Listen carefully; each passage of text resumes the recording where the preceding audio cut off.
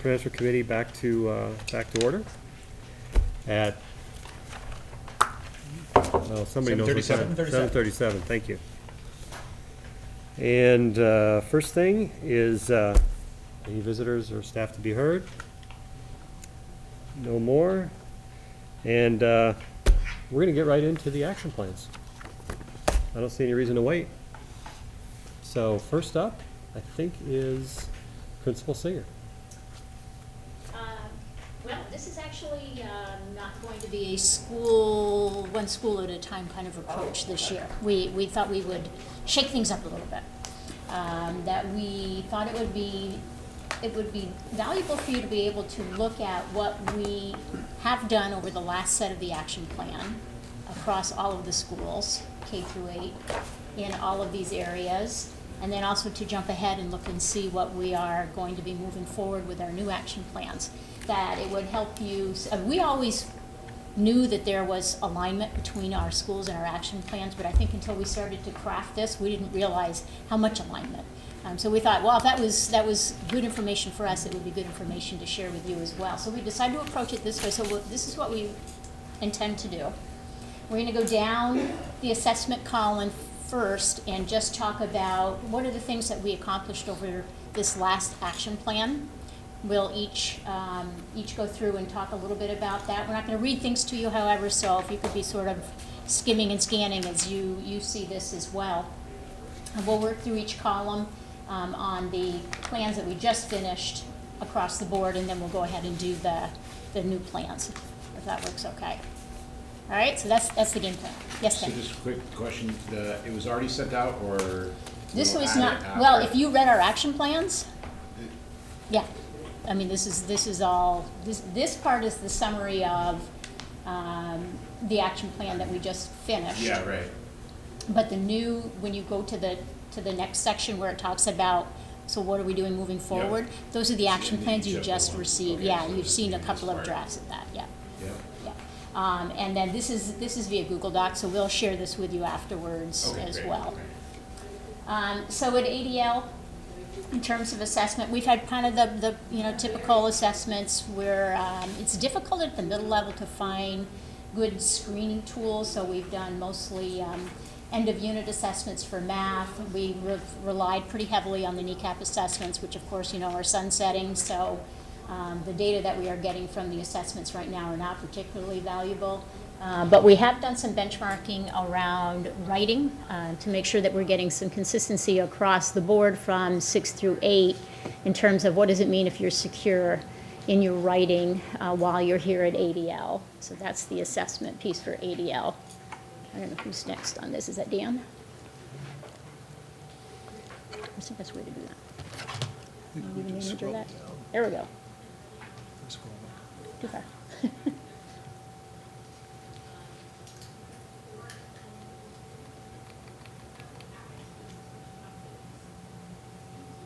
There we go. Oops. We like these all-in-one keyboard and mouse things, but they're a little tricky to navigate. There we Just go. use 2 fingers to keep walking down. Gotcha. There we go. So I tried to make mine a little easier to find by putting it in Fleming Blue.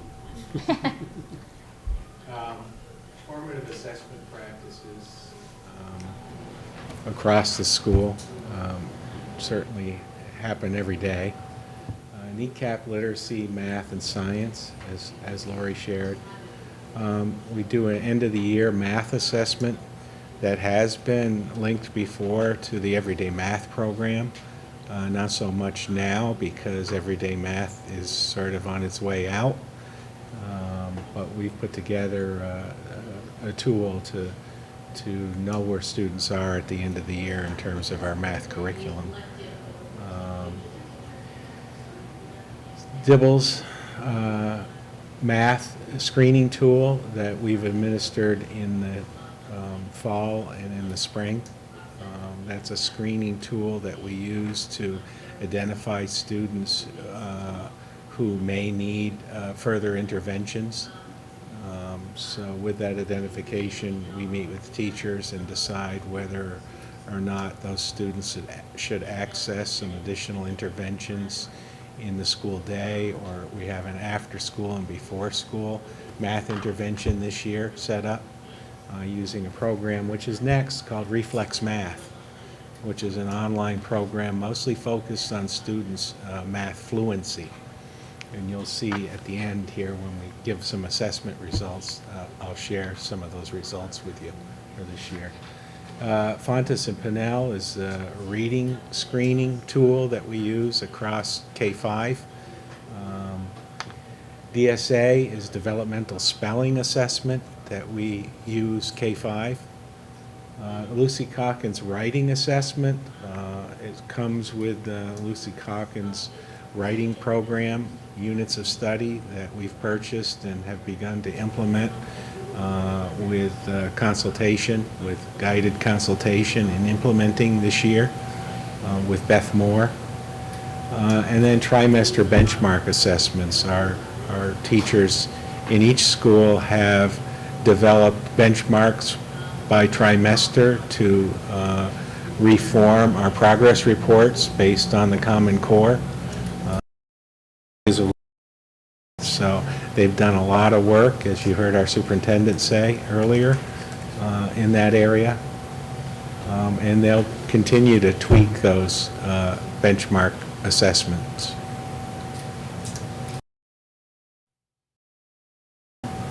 So I guess maybe what might be helpful is if this would be for everybody, is like, since this is like the 2-year, the end of the 2-year action plan, maybe people could just highlight, was one of these, if we're in the assessments column, was something here, added in these 2 years, that this was an action, we really said we wanted to add this assessment, or some of these are just, sounds like it's stuff that we use all along the way, but like, The problem with that is that we're not in sync. This is at the end of 2 years for all of us. Some are in there the first year of a 2-year plan, which we just roll over. So it's a rolling plan, so it doesn't end at 2 years, it just gets added on to another year. So our plans for this year are 2014 to 2016. Right. So, okay, let me just amend what I said. Was it something that was added in the last year or 2 years, deliberately because we wanted to, add something, or, maybe just to kind of try to highlight those things? And that's all I'm saying. Okay. Got it. So for Summit School, over the last 2 years, we have adopted trimester benchmark assessments. And as you heard in the presentation about MTSS, we have been using a lot of assessment over the years. So I'm only going to focus on the ones that have been adopted the last couple of years. The pre-K teaching strategies goal was also adopted within 2 years, and it's a preschool tool that is used to monitor the progress of our littlest children in our preschool. For us, the biggest learning curve was this past year implementing the primary numeracy operation assessment. It's just like the FNP. It's an individual math assessment that is based on the Common Core standards and is given 3 times a year and really monitors the most critical numeration and operation understanding that children need in progressing in math. All the others over the last 4 years have been incorporated, but those are the newest ones.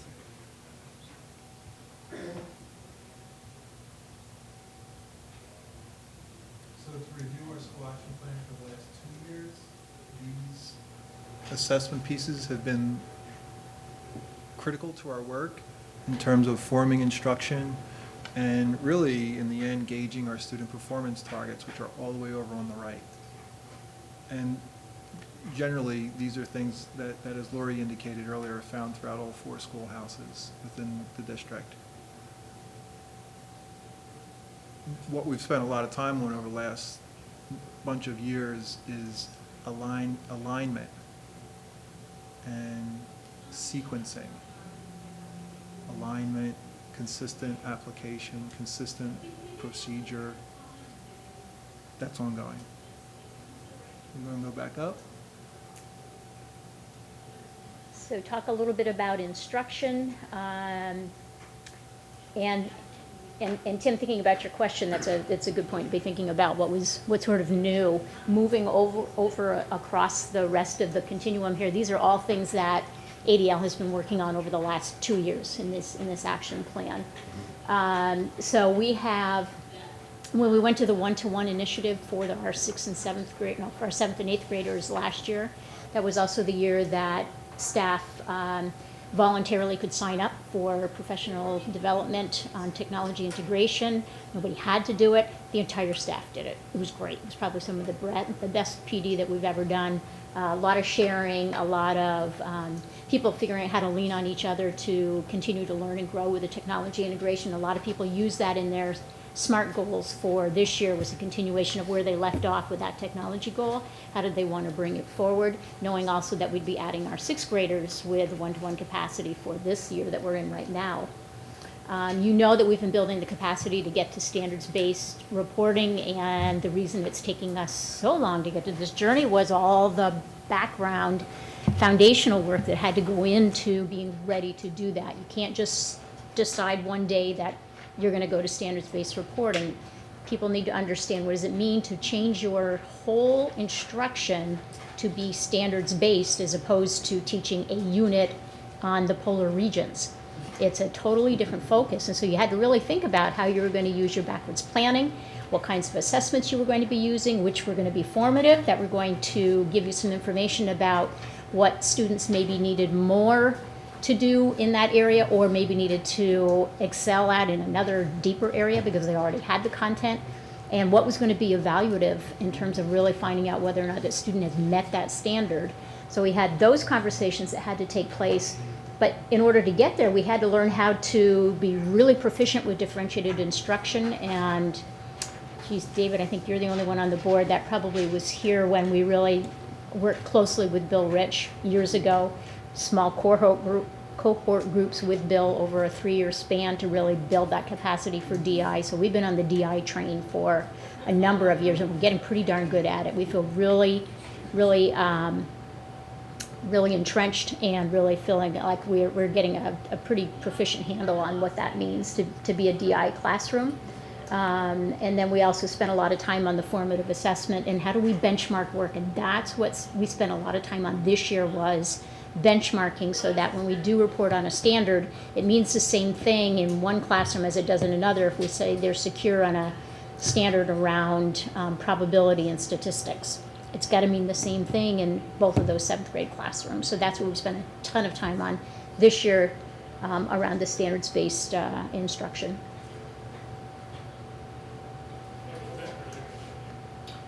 You know, one of the things that I struggled with a little bit with this report format was the fact that we were moving from 2 report columns of student learning and achievement and safe and healthy and respectful learning environments, having 4 columns for the student learning and achievement and 1 column for the safe, healthy, and respectful learning.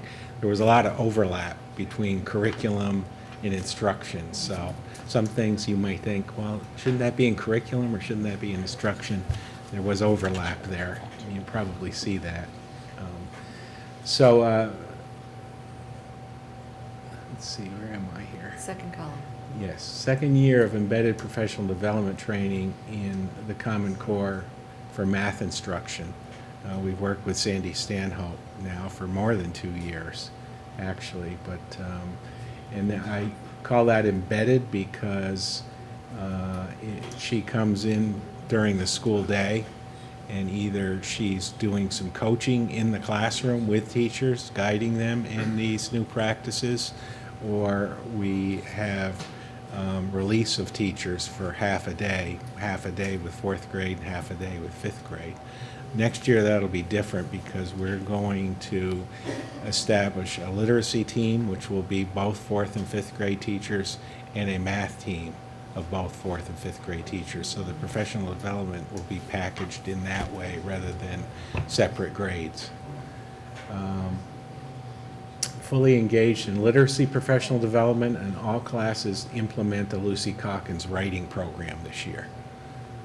So that is new in this action plan, the Lucy Calkins work.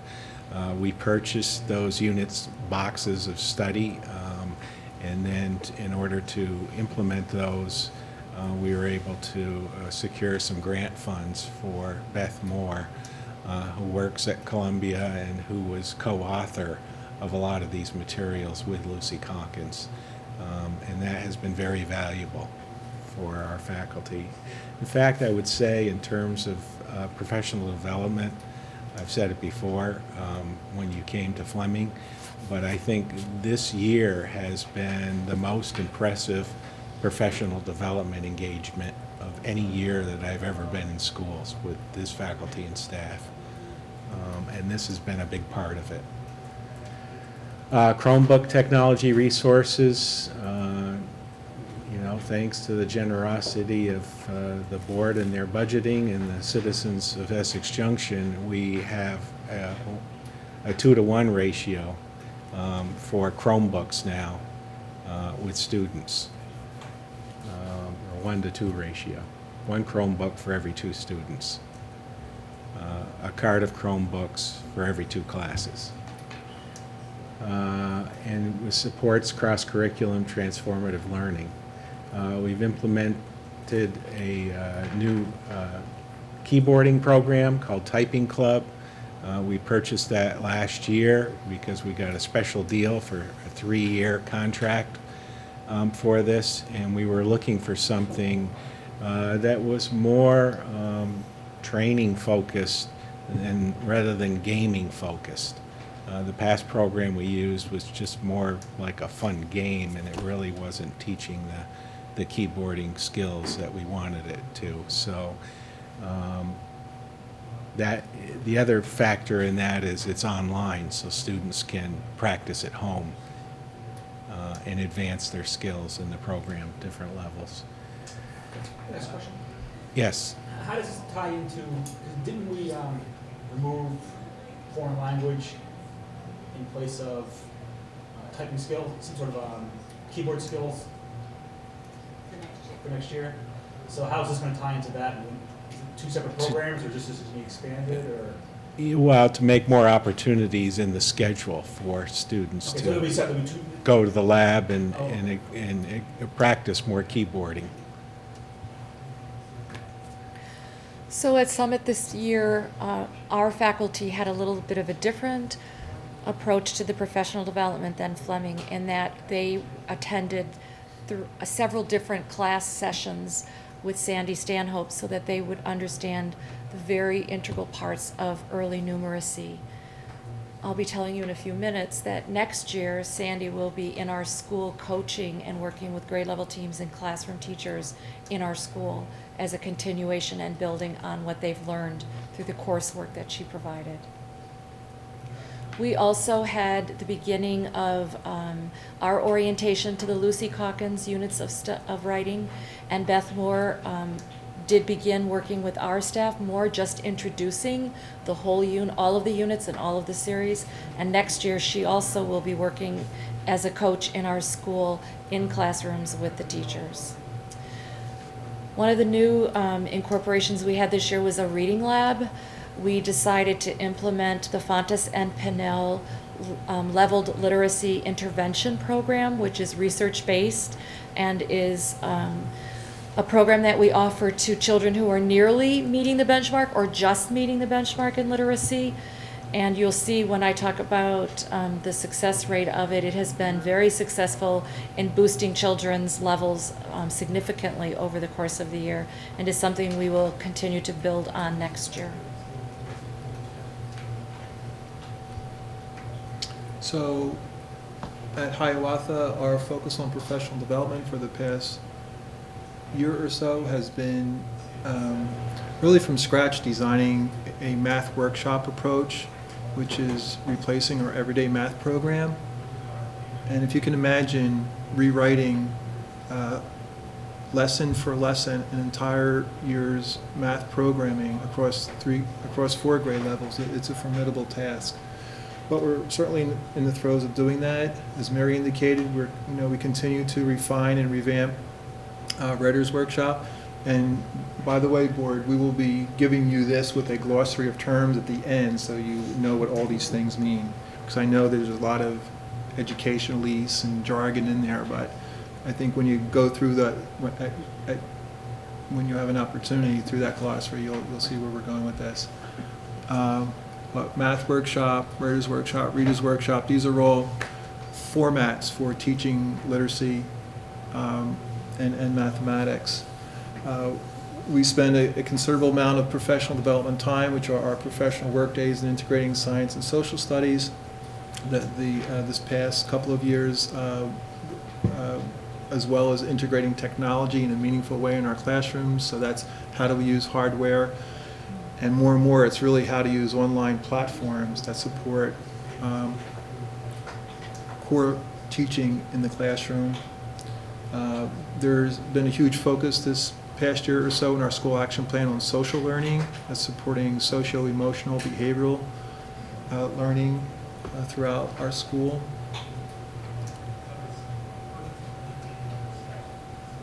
One of the things that we've done in terms of our professional work is to really focus on grade level lists of at-risk students. So we really strongly believe that if we can lift up those kids that are struggling socially or behaviorally, academically, then we can lift up an entire grade and hopefully see that reflected in the right-hand column in our student performance targets.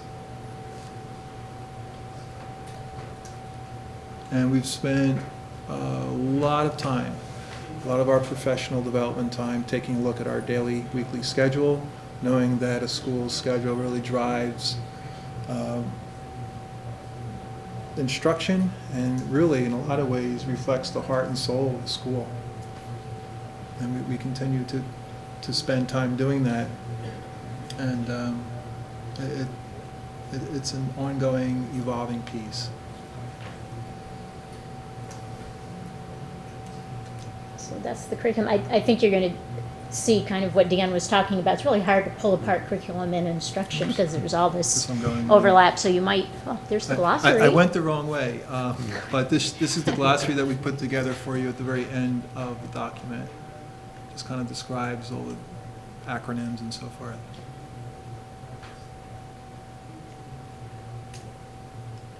So in the curriculum piece for ADL, as you know, we're spending a lot of time really getting to know Common Core, literacy, and math.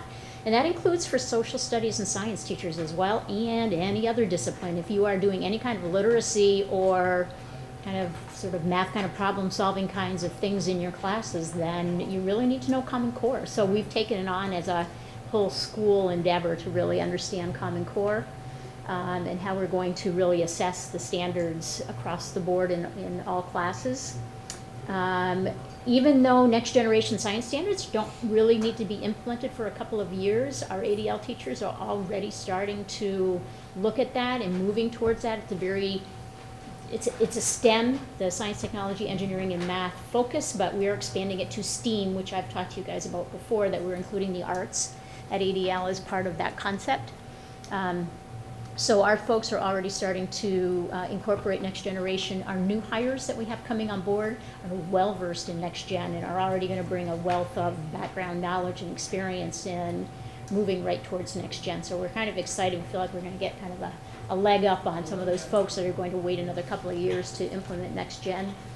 And as I said, the construction of the standards-based report card, really ferreting out which are those habits of learning and which are the content standards. And I was really, really impressed and pleased with how the staff worked together to have to really collaborate and do some give and take, because there was not agreement when we first started out at the beginning of the year. I remember standing with Bill Rich, who's been the consultant that's been working with us, and thinking, how are we going to get to a point where our target was March 1st, by March 1st, that we will have a report card that's largely finished, that we've figured out the habits of learning, we've figured out the content standards, we've got agreement across the board, and they did it. And it was really amazing to watch that whole process unfold. So we're in a place we met all of our targets in terms of timelines for having this ready to roll out. One of the things that I didn't add into the instruction or the curriculum that we've done is our math teachers have spent quite a bit of time over the last few years with Bob Laird, who's a math consultant incredible man, and he's really been talking about, even though his theme is math, it's really about good instruction. How can you teach a Common Core concept like probability and statistics in such a way that it's accessible by all learners? And not only are you going to make it accessible, but you're going to make it challenging for all learners. I mean, you think about the breadth and the depth of that statement, that's huge. And the special educators this year jumped on board and actually started working with him as well, and that has just taken special education and thinking about how to teach math in a totally different direction.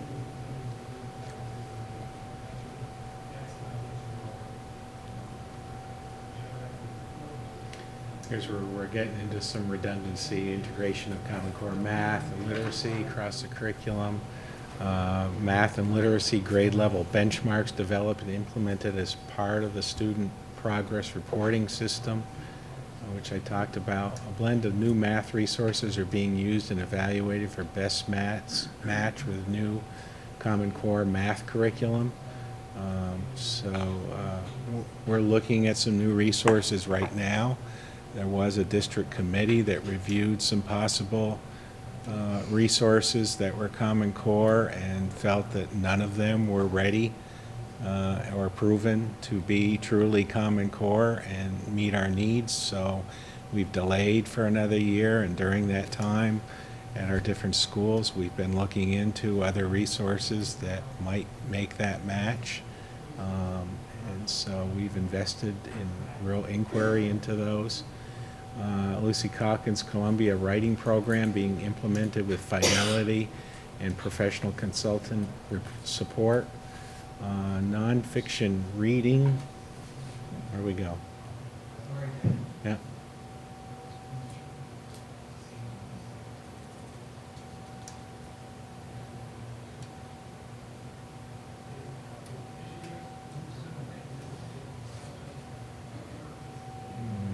Yeah, nonfiction reading and social studies lessons are being linked in an intentional humanities approach, which is the case beyond us at ADL and at the high school.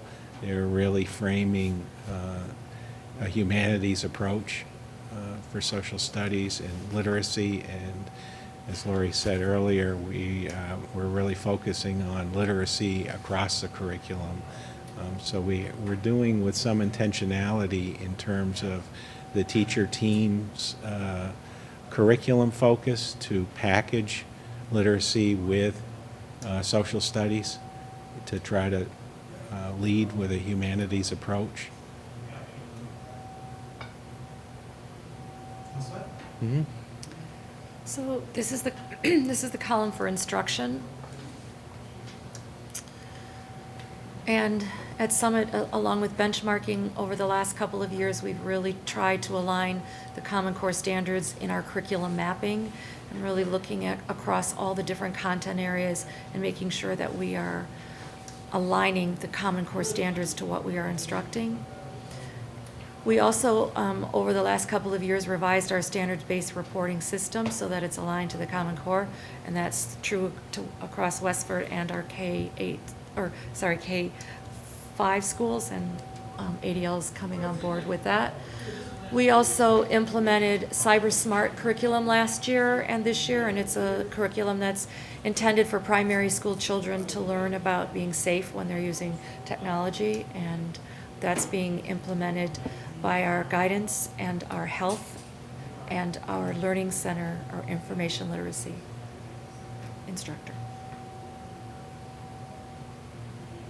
And I know I'm sounding redundant, and that's actually a good thing, because what's going on at ADL, at Fleming, and at Summit is taking place at Hiawatha. And again, it may not be perfect alignment in terms of our work.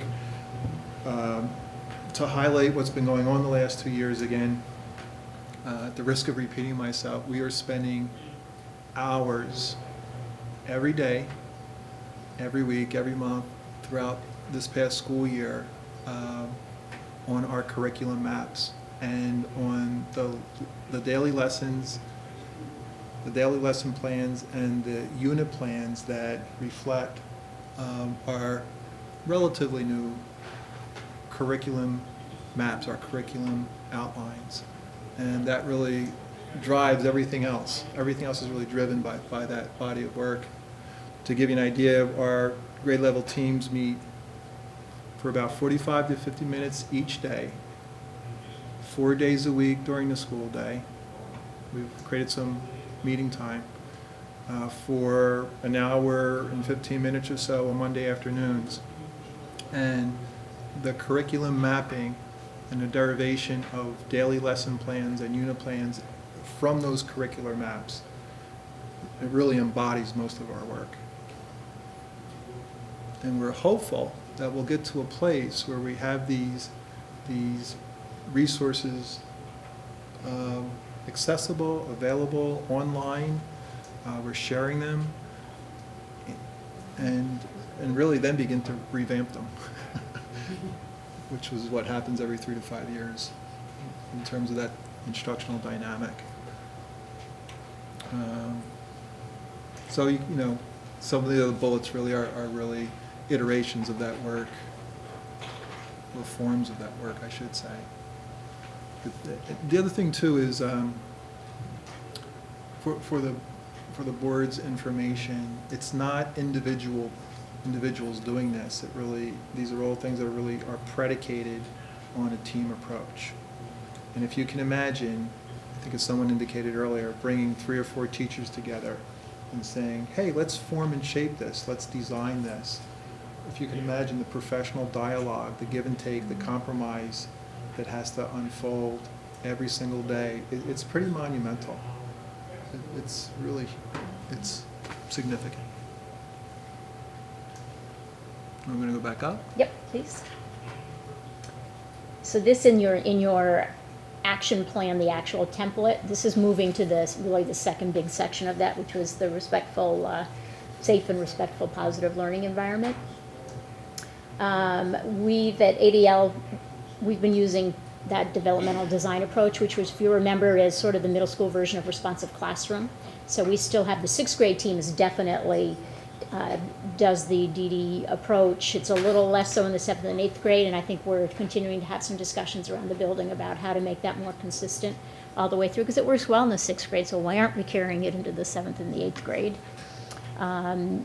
So we'll keep working on that. Our social contract, which is part out of the developmental design, that's where the students actually at the beginning of the year write that social contract together and agree to sign it. It's a very collaborative approach and involves the whole school. So we are tying behavior, expectations, and consequences to whether or not you're meeting the social contract. So there's a lot of alignment all the way through. And then also trying to recognize when students are doing the right things. Amy implemented this year a random act of kindness postcard that goes home. If you find somebody that's living up to the social contract, not because they had to, but because they just did it randomly, there's a card that gets posted up in the hallway on the bulletin board, and a card goes home to the parent saying, you know, your student so-and-so was recognized for, and it tells you which one of the social concepts they met for that particular action. So also trying to look at it from a positive angle and reinforce what we really believe around that social contract. We got a couple more town meetings that were planned and implemented by the students, which were a really powerful way for us all to get together and celebrate learning. We've continued with our faculty focus meetings that are facilitated by the teachers, and we really looked a lot this year at student recognition, because we knew when we moved to this new standards-based reporting that all of those traditional ADL awards, the criteria wasn't going to fit anymore. So it's going to look very different moving forward next year. So we have spent almost every faculty focus meeting has been the faculty trying to figure out what does that mean. So I'll have something to show you at the beginning of the year when we've got it a little more written in stone. We have it sort of drafted, but I think we want to go back in and do some more tweaking, because we really made some huge decisions. Monday the 19th, May 19th, when we had our in-service day, we really made some decisions that, again, people had to agree to. It was really impressive to watch these folks work together and figure out how to meet everybody's needs, but still honor this move to a different way of recognizing both academics but also the work that goes into achieving how well you do in your academics. The second interdisciplinary unit for this year was the Winter Olympics, which I've talked to you all about. It was phenomenal, and our Alpha team just needs a huge pat on the back for working on all of that. And then we had 13 teachers that were trained in mindfulness this year. We worked with a consultant that met with us for 2 hours once a month, training us in how to use mindfulness ourselves so that next year we can start actually helping to train the rest of the staff in mindfulness. That's sort of the goal. And you'll see some of that in next year's iteration of the plan. Mindfulness also appears in our action plan here and has been a focus this year. We thank our colleagues from Hiawatha for bringing it to our attention. You know, we've been aware that school districts such as South Burlington have done mindfulness district-wide, and I've been to trainings before and presentations there, but you know, our colleagues at Hiawatha came forward last year and told us about their success implementing mindfulness in the 3rd grade and wanted to inquire whether we'd be interested in carrying it forward with our faculty and staff. And Alice West made a presentation to my faculty and staff, and there was interest, and we purchased some resources, and still we allowed it to sort of go forward naturally for those who were ready to do it. But it's really taken root, and so mindfulness and social cognition lessons and activities are being implemented collaboratively through teacher teams and led by our guidance educator and learning specialists who are also involved with the implementation. Mindfulness presentations were made to faculty and staff, and 50% of faculty have been trained in yoga for the classroom, which is sort of an offshoot, a wrap-in, if you will, of the mindfulness program. It's all about, a part of it is about breathing, and yoga also has those practices as focus. Staff retreat to begin the school year was team building and climate enhancing success. It's carried forward throughout the year. It was a great way to start the year all together, and staff members volunteered to plan for the retreat, and it was really something very special, and that has carried through this year. Climate and relational trust building work with consultant David Leo Nyquist has been experienced as very beneficial, has led to a Fleming climate team and a principals leadership council we call PLAC.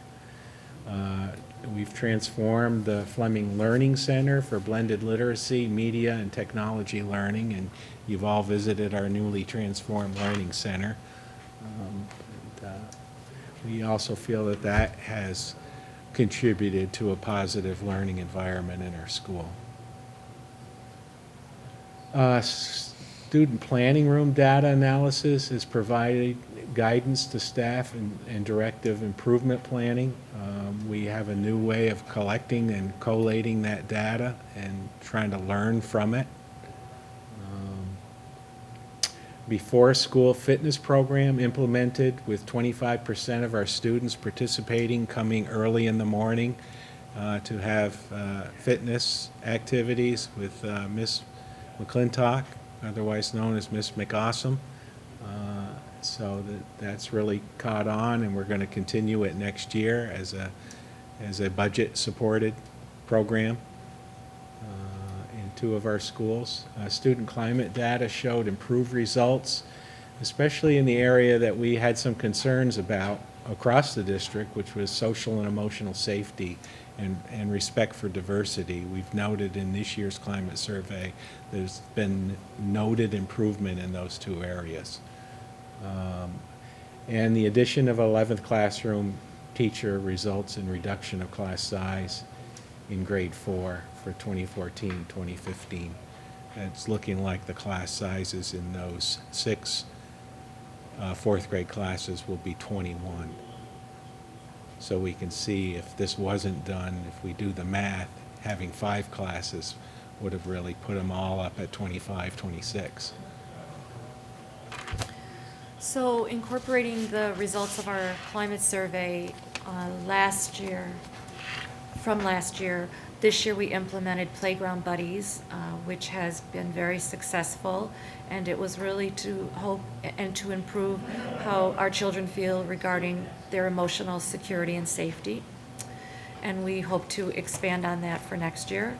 We also implemented Act One through our guidance program, which was required by the state, and we implemented it last year, and this has been our second year of implementation. Outdoor learning has been a theme at our school for several years. Every year we try and enhance how we provide opportunities for children to learn outside.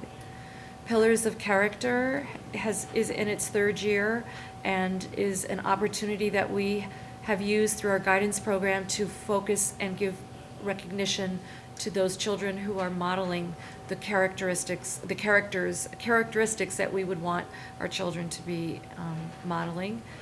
And we also, like Tom talked about at Hiawatha, revised our special Thursday schedule so that it didn't require the children to have 3 specials on one day, and we spread it out over the week, and it's been very positive.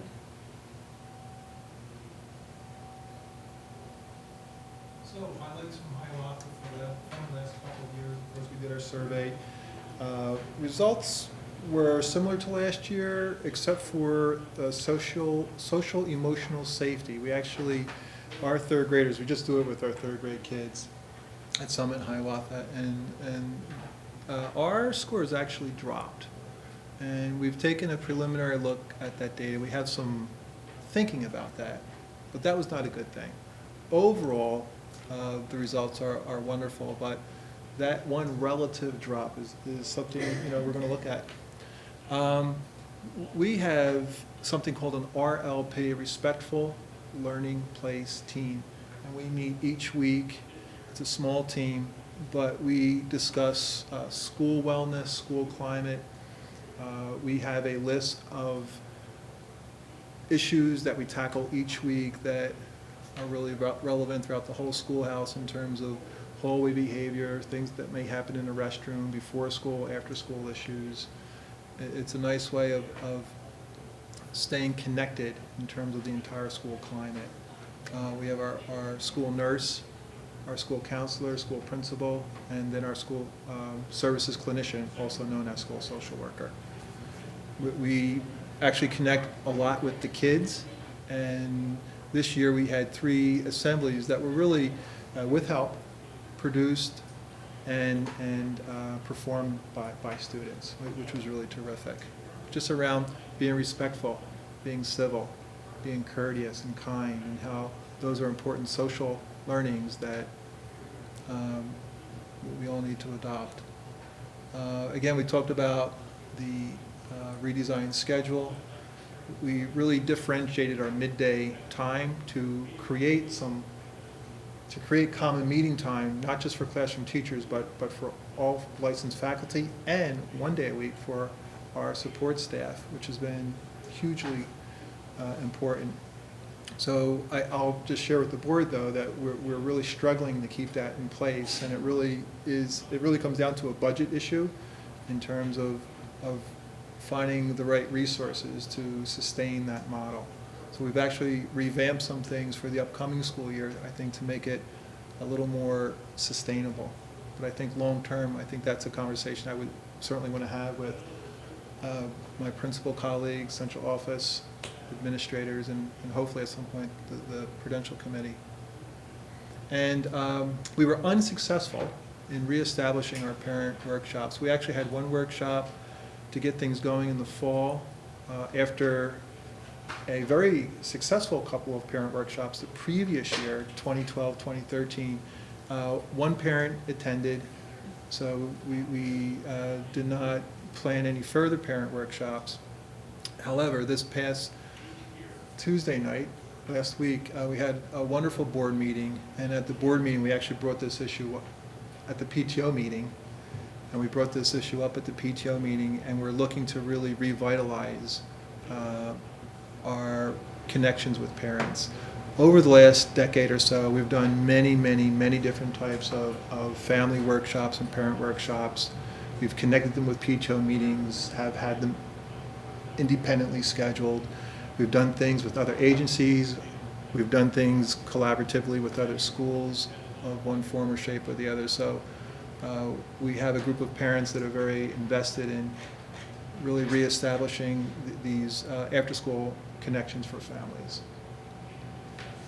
And back up to the top. Oh, wait, was there one last one? Okay. Oh, that was next year. So the targets, and again, if you remember, these are, the other thing we should have prefaced this right from the start. This is not reporting out on everything in our action plans. These are highlights. So if you really want to go in and have more questions about results from the action plans, send us questions, but we just picked the things that we thought we could highlight here. But for us, our target of having 100% one-to-one technology by 13-14, we met that particular target. The NECAP targets were not met across the board, but you can see if you look at cohort growth, especially in literacy over the time that students are at ADL, you can see that there's growth from the time that they enter as sixth graders and the time that they leave us in eighth graders. I think the only deviation to that was this year's eighth grade that stayed at the same number, which was unusual. It's the first time in years that we didn't have a group that went up in their literacy scores. We put some charts at the bottom of this presentation where you'll actually be able to look at cohort growth over the years of the course of the time of NECAP testing, so that you can look at that more closely. But you'll be able to see some of that alignment that I'm talking about right now. Sorry. Let's see, the math we have stayed static. We perform in the mid to high 70s. It's frustrating as we have tried to utilize different interventions, as we've looked at trying to do different kinds of groupings, as we've tried to look at the number of students that are being serviced, about what can we do differently. So one of the patterns that we can see, however, is that both in literacy and math, over the last 4 or 5 years, we definitely have much larger percentages of students that are scoring in the 4 range, which is the proficient with distinction. It's almost equal to the size that meet the proficient bar, or if it's under it a little bit. In some years they even score a little bit more in that category of the 4 than the 3, which is very interesting. I think it shows the growth that all of our students are learning, because otherwise we wouldn't be seeing some of those upper targets go up as well. And increasingly fewer numbers of students that are not showing any evidence of achievement at all. And when we dig into the data and we're looking at individual and cohort growth, you can see growth. So I may have a lot of students that are getting a ton of intervention, and they're still, unfortunately, they've moved from the bottom of the 1 into the bottom of the 2, but you don't see that reported out as meeting the proficiency benchmark in terms of determinations for AYP, because they don't meet the benchmark. But if I look at cohort growth, or I look at individual growth, all students are showing that improvement. When I look at both math and literacy, I don't see students that are sliding backwards over the time that they're at ADL. So we look at that, and we know that some of the things that we're doing are moving students in the right direction. But we definitely, we hit that 70% range in math, and it's really hard to move that. And we're not alone. When you look at other middle schools, you see the same.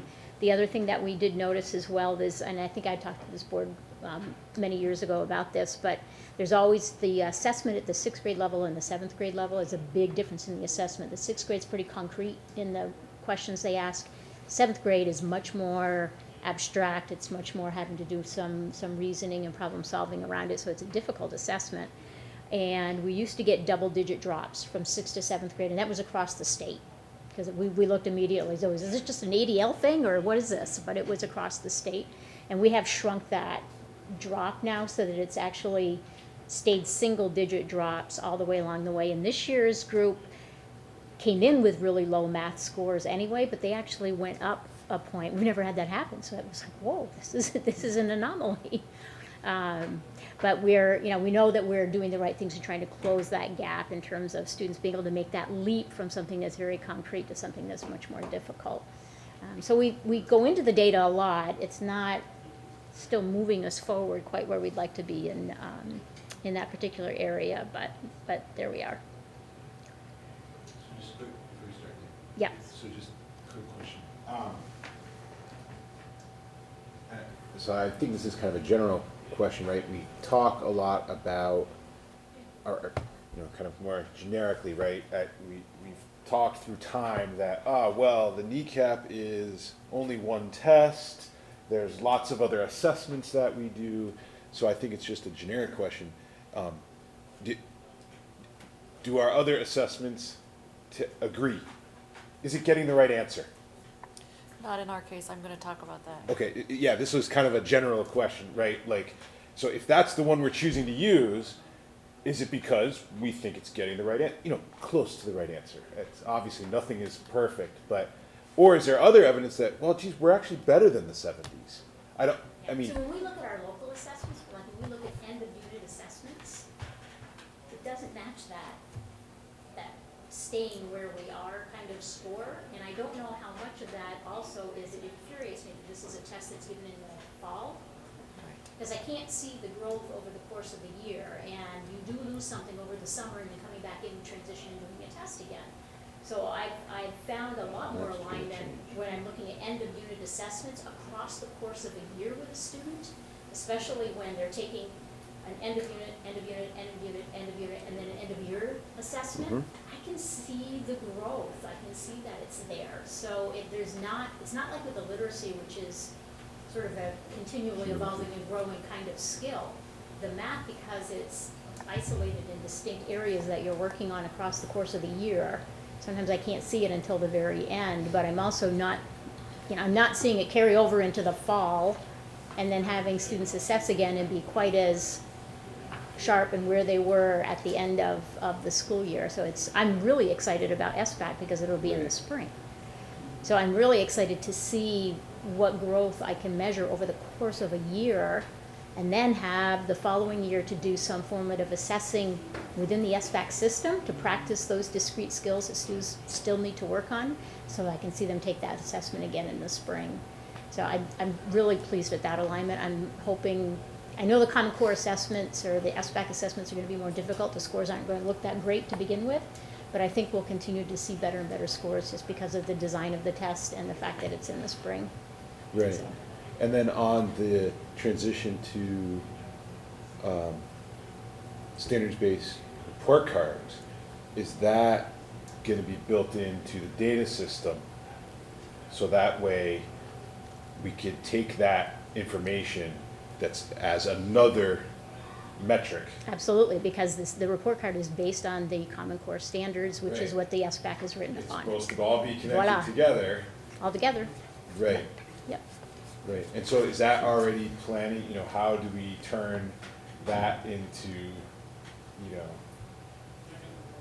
if That'll be there's- part of the data collection. Be part of that data collection. Oh, okay, there's Yep. 5 standards that are in this category and we're meeting Yep. that, Yeah, we'll okay. even be able, with this new data system, we'll even be able to write assessments that are SBAC-like, but they're based on the Common Core that we can feed into the data system, which is very cool. Your question is also reflective of the high school sitting here because they struggle with that most. That they have students in AP classes, getting straight A's, top of their class, who do poorly on the kneecap test because what's in it for me to do well on this test? I'm really disinterested in it.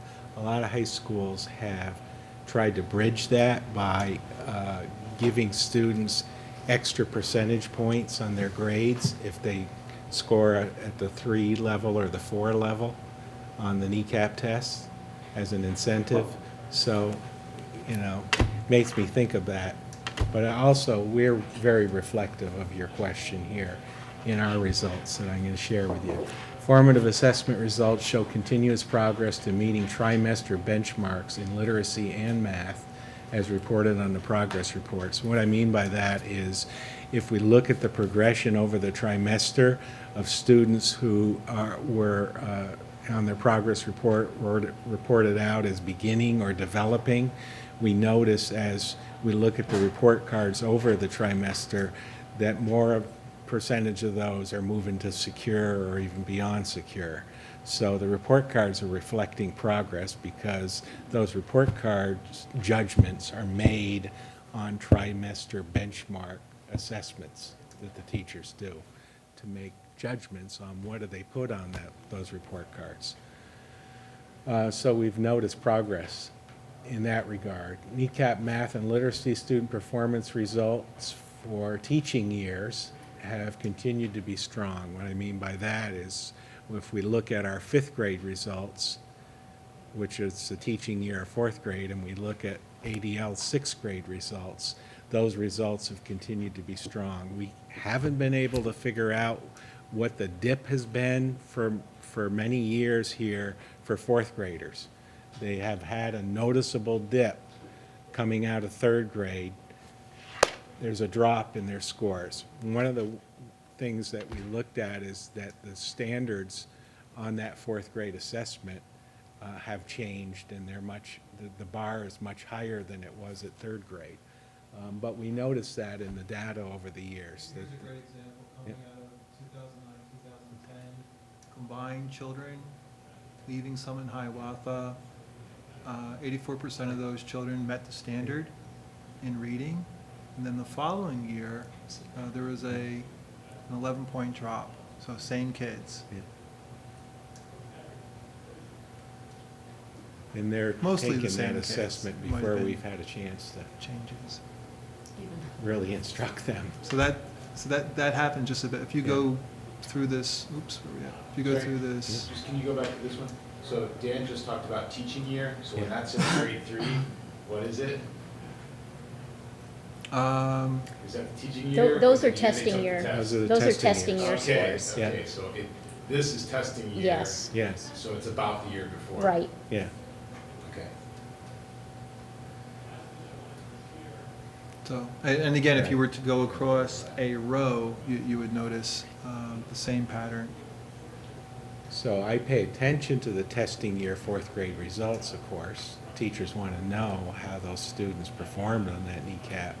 But I also pay attention to the 5th grade and the 6th grade results because those are the effect that our instruction has had. It's being, Now, you shouldn't Now result it's in gonna change. that you had 16% at the beginning of the year for 4th grade and 11% at the end of the year. And then it shows 5th grade at the beginning of the year had 11%. Now, I assume that's 2 different groups of kids. Right. But I'm curious to know is, how much do the kids lose over the summer? You know, the 4th graders are 16 and 11. When they come in 5th grade, are they still at 11%, or is it, due to the summer? can you scroll back up so I can get to that? Okay. Because you must be a speed reader. You read through it without my narration, Well, it brings huh? up the Yeah. whole thing about lengthening the school year, shortening the summers, we don't see that drop, and I'm curious to know Oh. if this kind of supports that. Yeah, it does.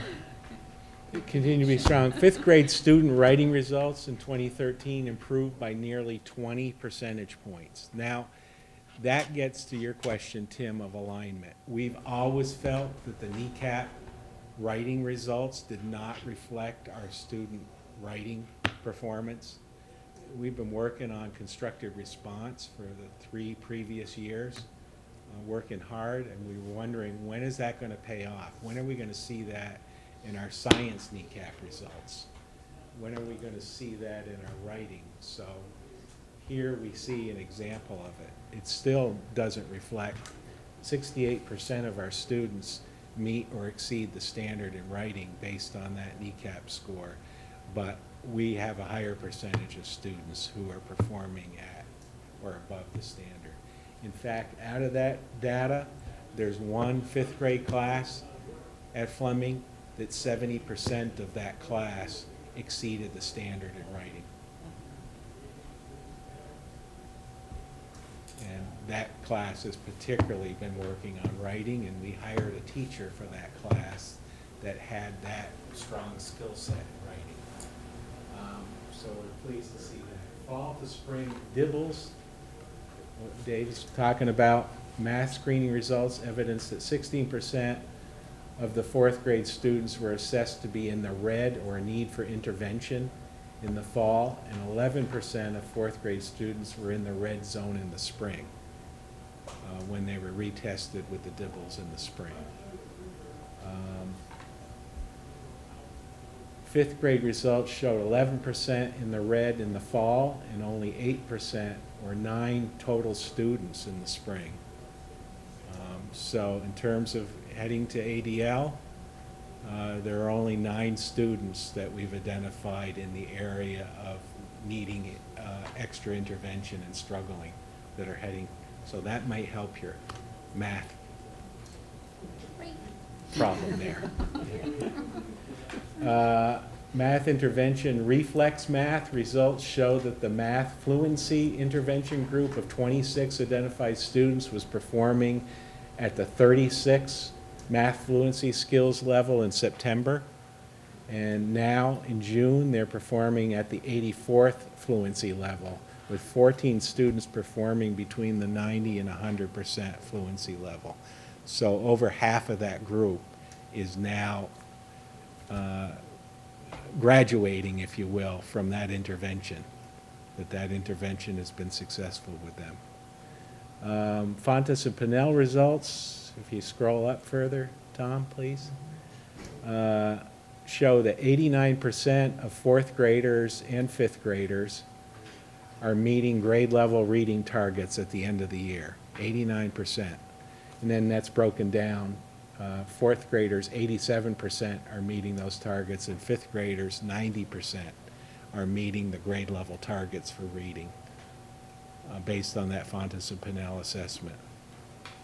So that does track with our NECAP's results, because our NECAP results have been very high in the 80s and consistently. 34 students writing pieces as an example of, does this align with our writing? 34 students had their writing pieces selected for excellence by the Vermont Young Writers Project and were able to be published in the local newspapers this year. 3 students' works were selected to be performed on the Flynn stage during Winter Tales. So that's an extra special honor that their works were selected to be performed.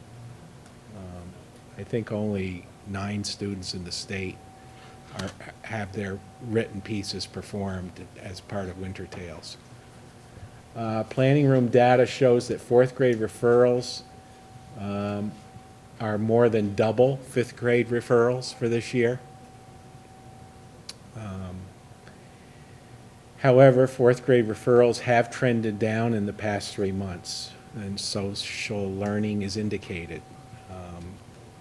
The social cognition groups that our learning specialists have been doing, teaming with the classroom teachers, are having some effect on some targeted classes and targeted groups where they need that extra learning, are getting it, and it's showing results in the number of referrals coming out of fourth grade right now. But fifth grade's in good shape, another good news for ADL. So at Summit in the fall, we, the third grade took the NECAP, and we did not meet our target. Only 70% met or exceeded the benchmarks in both math and reading. 30% of the third graders exceeded the benchmark in reading or met the benchmark with distinction, so we were pleased about that. We were also really pleased that 61% of our students who are SES students met or exceeded the benchmark, and that was up from 41% the year before. And in the area of math and in the area of reading, 61% met or exceeded the benchmark, and that was up from 50% last year. So we did have some success. However, as Dan indicated, this is just one measurement. It's in the fall. We don't get the results until February, or January, February. So we don't rely on just those results, and we really look at our local assessments much more carefully.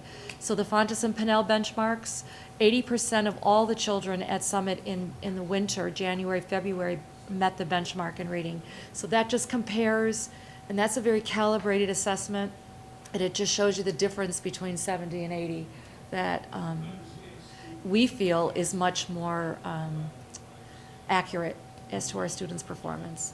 In our reading lab, 29 children were enrolled, and 20 of the 29 met or exceeded the reading benchmark in the spring, which was exciting to see that this has made a difference, and hopefully we'll see that in our state standards, our state scores.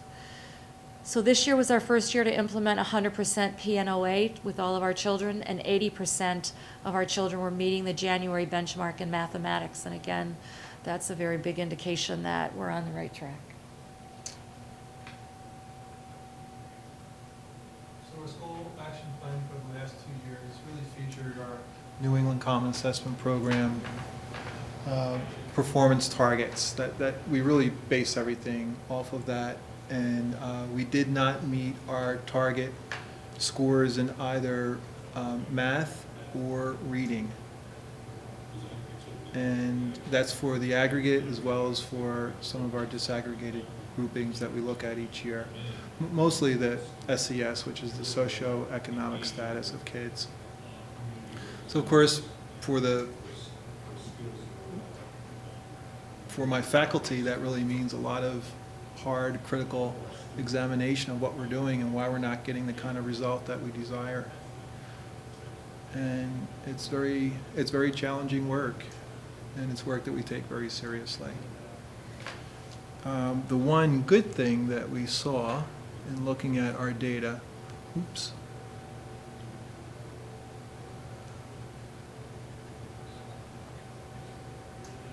is we found a cohort for the first time ever. We've been doing this for about 10 years now. We've been looking at our kneecap data for 10 years. And for the first time ever, we have a cohort of children currently in 3rd grade that has relatively no achievement gap. So the kids that, and it's a cohort of kids that are within that disaggregated socioeconomic status group. So there's relatively no difference between their performance compared to the performance of kids who are not in that group. We're celebrating that. Now, to be honest, it's hard for us to put our thumb on the variables. Is it this particular group of kids? Is it because we've been putting professional development in place around this content area over the last 3 years? Is it changes in staff, instruction, pedagogy, curriculum, and so forth and so on? So we're asking ourselves all these questions. It's a complicated question because we're becoming an increasingly transient community. We have kids moving in and out all the time. I bet you this year at Hiawatha, maybe between some and Hiawatha, I would need to look at the numbers. I bet you we have moved in and out over 50 families. Mm-hmm. That might be conservative. That's very different than what we've managed over the years. So that's just one variable. This also speaks to your question, I think, Tim, that you posed earlier. Really, it's all about standardized assessment. And we predicate these projected scores based on our local assessment tools. And what I'm finding as a principal is that I think we do a lot of scaffolding around our local assessment measures that you're not going to find with a more standardized approach. That's one thing. The other thing I think is that for some groups of kids, that standardized assessment is going to correlate nicely with the local assessment measure. But for a lot of kids that I think do receive a lot of scaffolding, who may perform on the bubble with the local assessment measure, these are kids that may not actually score as proficient with a more standardized formal assessment like the New England assessment program. So we know we have a lot of work to do to get all of our kids up to the mark on these standardized assessments. We are celebrating the fact that we have one group of kids that we're in when they're disaggregated out. by this variable have relatively no achievement gap, and that's a huge, huge thing. And when we get into the next set of rows, we can look at how we're using the same logic to kind of to project what those scores are going to look like on the SBAC about a year from now. So I'm watching our time. We're going to have to go through this next section more quickly, I think, or we're going to be here till midnight. So the next part of what we have is, again, highlights. It is not our entire action plan. You've got the action plan, so you can see the specifics. So we're going to just highlight the things that are in those sections for the plan that's coming up. At ADL, you already know we're moving to standards-based reporting for assessment. We're tired of looking for a local math screening tool, so we're building one ourselves. We got to have something.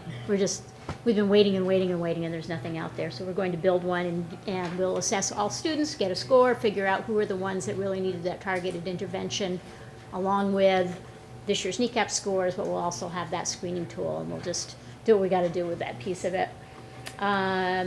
We'll have the SBAC, and they'll both be evaluative, informative pieces of that information, but we won't see that until spring, and we don't even know what it's going to look like or how to use it, so we didn't get real specific about that.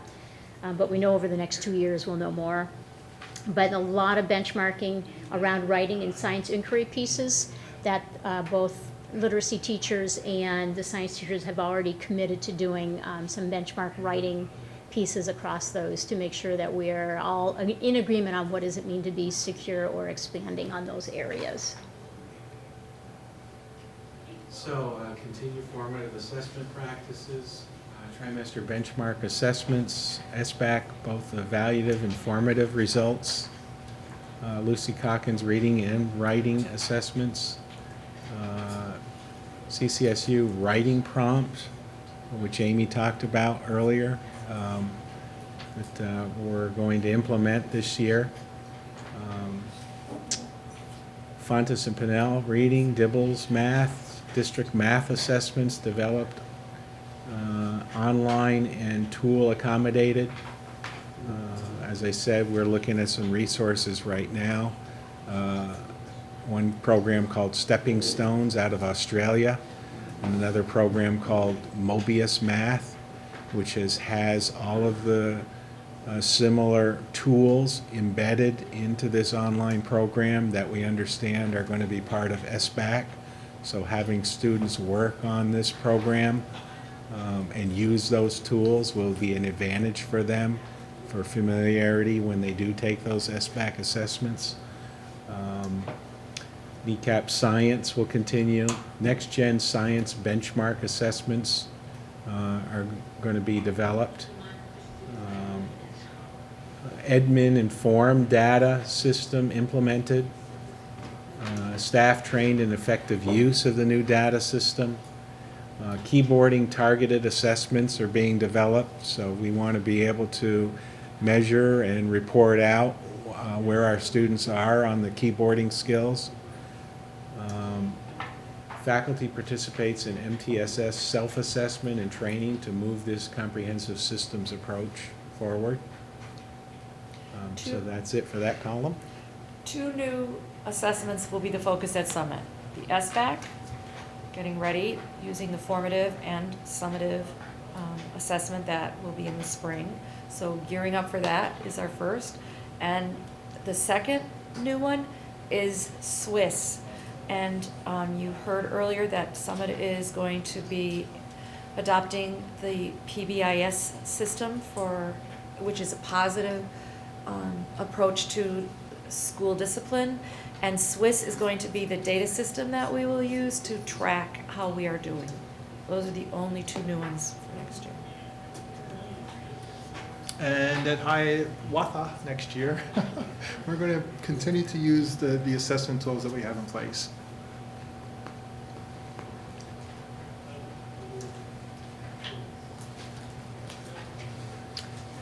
For the instruction pieces, no, that's the old one. Oops. I already talked about that. I'm sorry, I was programmed to just Go up to the top.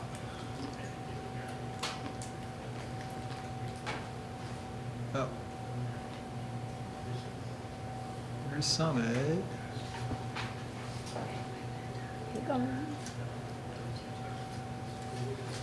Okay, tell me when you see the headers. All right. Here we go. Okay.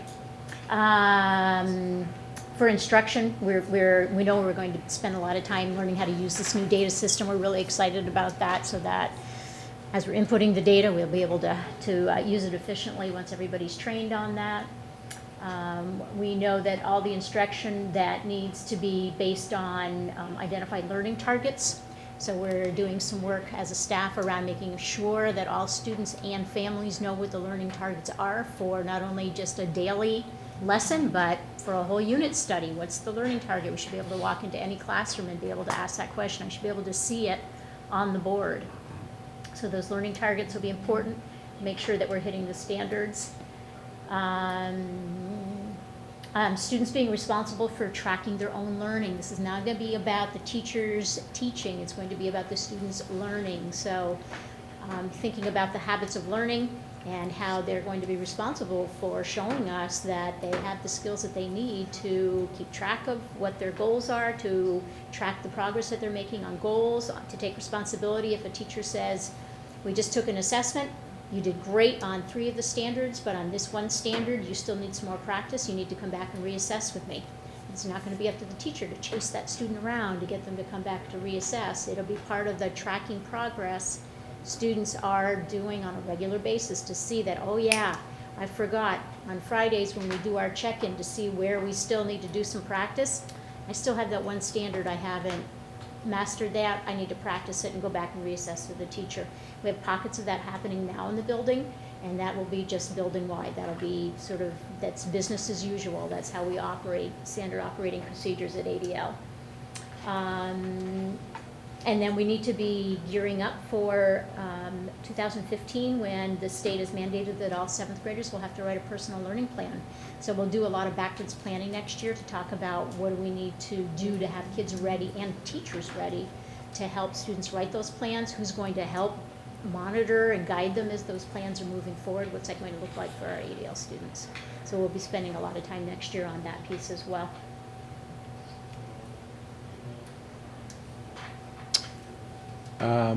So all instruction is based on the Common Core curriculum standards with identified trimester benchmark learning targets.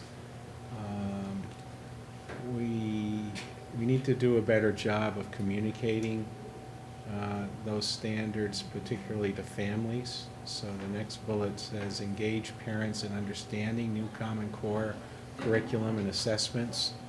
When I was at a conference earlier this spring, I noticed in the local newspaper they had a standing column on the Common Core and the SBAC, and they included in the newspaper like a release task for 7th grade math for all the populace to see and get awareness of, and I thought that was a great idea. So it got me thinking about how can we better inform our public about what's coming, not only, you know, the progress reports are one form of a tool where we're informing our public about the standards that we're expecting students to perform at, but that we have to do more, I feel. So that, my faculty and staff agree, so that's why we've included that as part of our action plan focus for this year.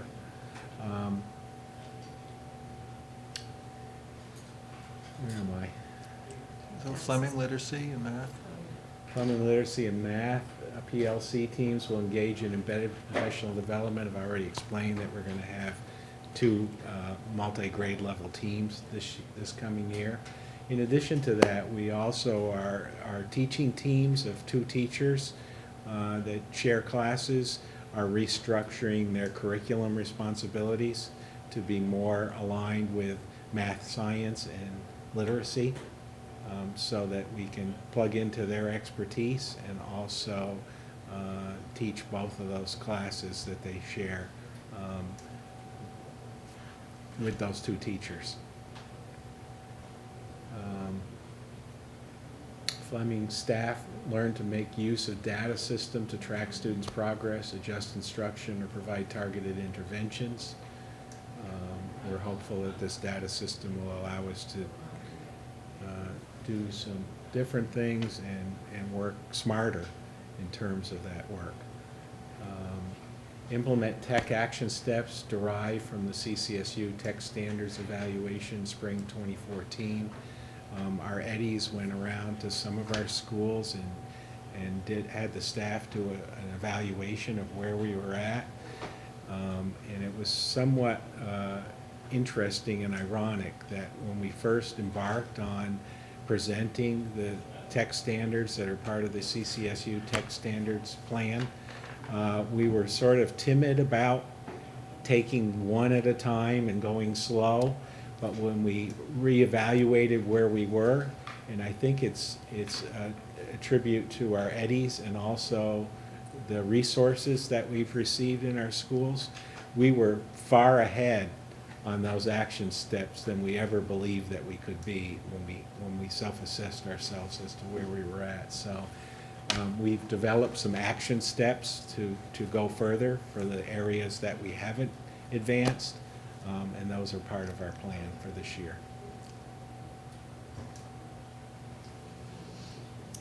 All right, for us, a major focus for next year is the writers' workshop using Columbia's units of study. Beth Moore is going to be with us throughout the whole year.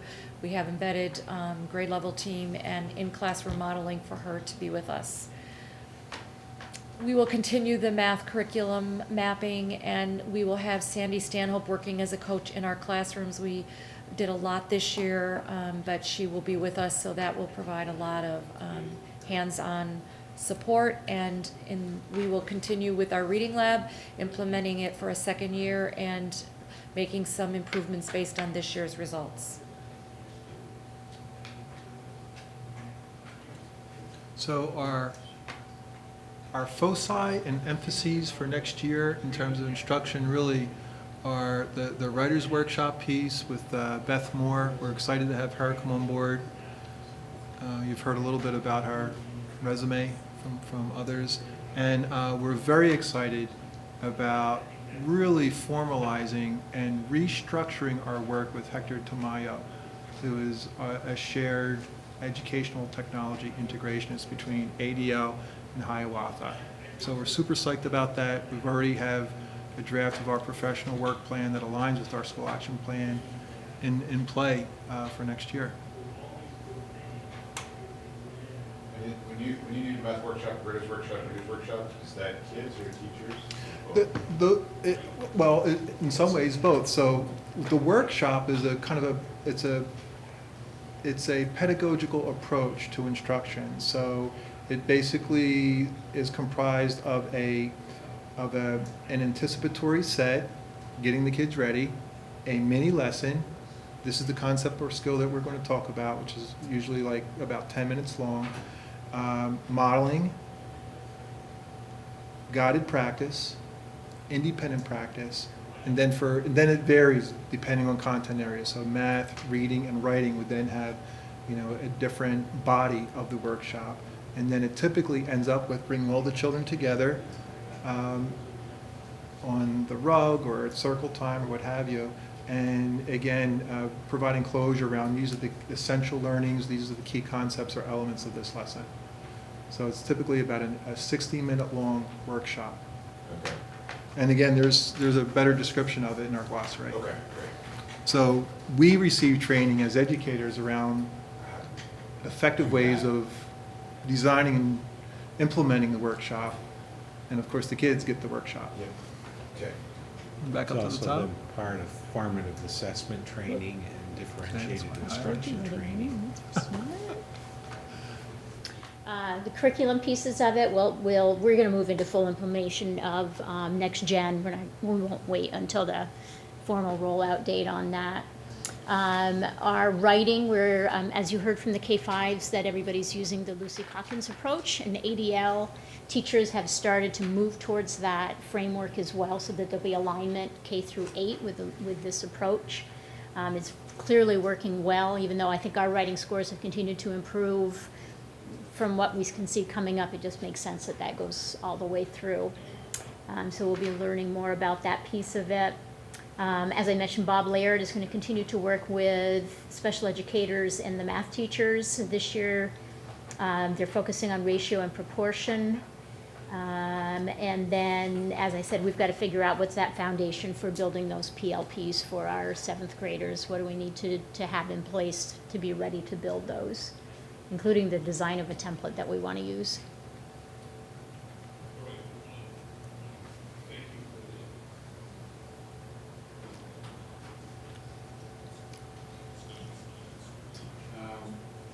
Ready faculty for transition to new science curriculum by building their knowledge and skills of next generation science standards. Continue professional learning and guided implementation of Lucy Calkins writing units. Begin professional learning of Lucy Calkins reading program and consider alignment with the writing program and curriculum. We have some folks that are going to Columbia this summer. Columbia University, a team of teachers from Fleming, to study under Lucy Calkins about the reading units of study. I know Hiawatha teachers did that a number of years back.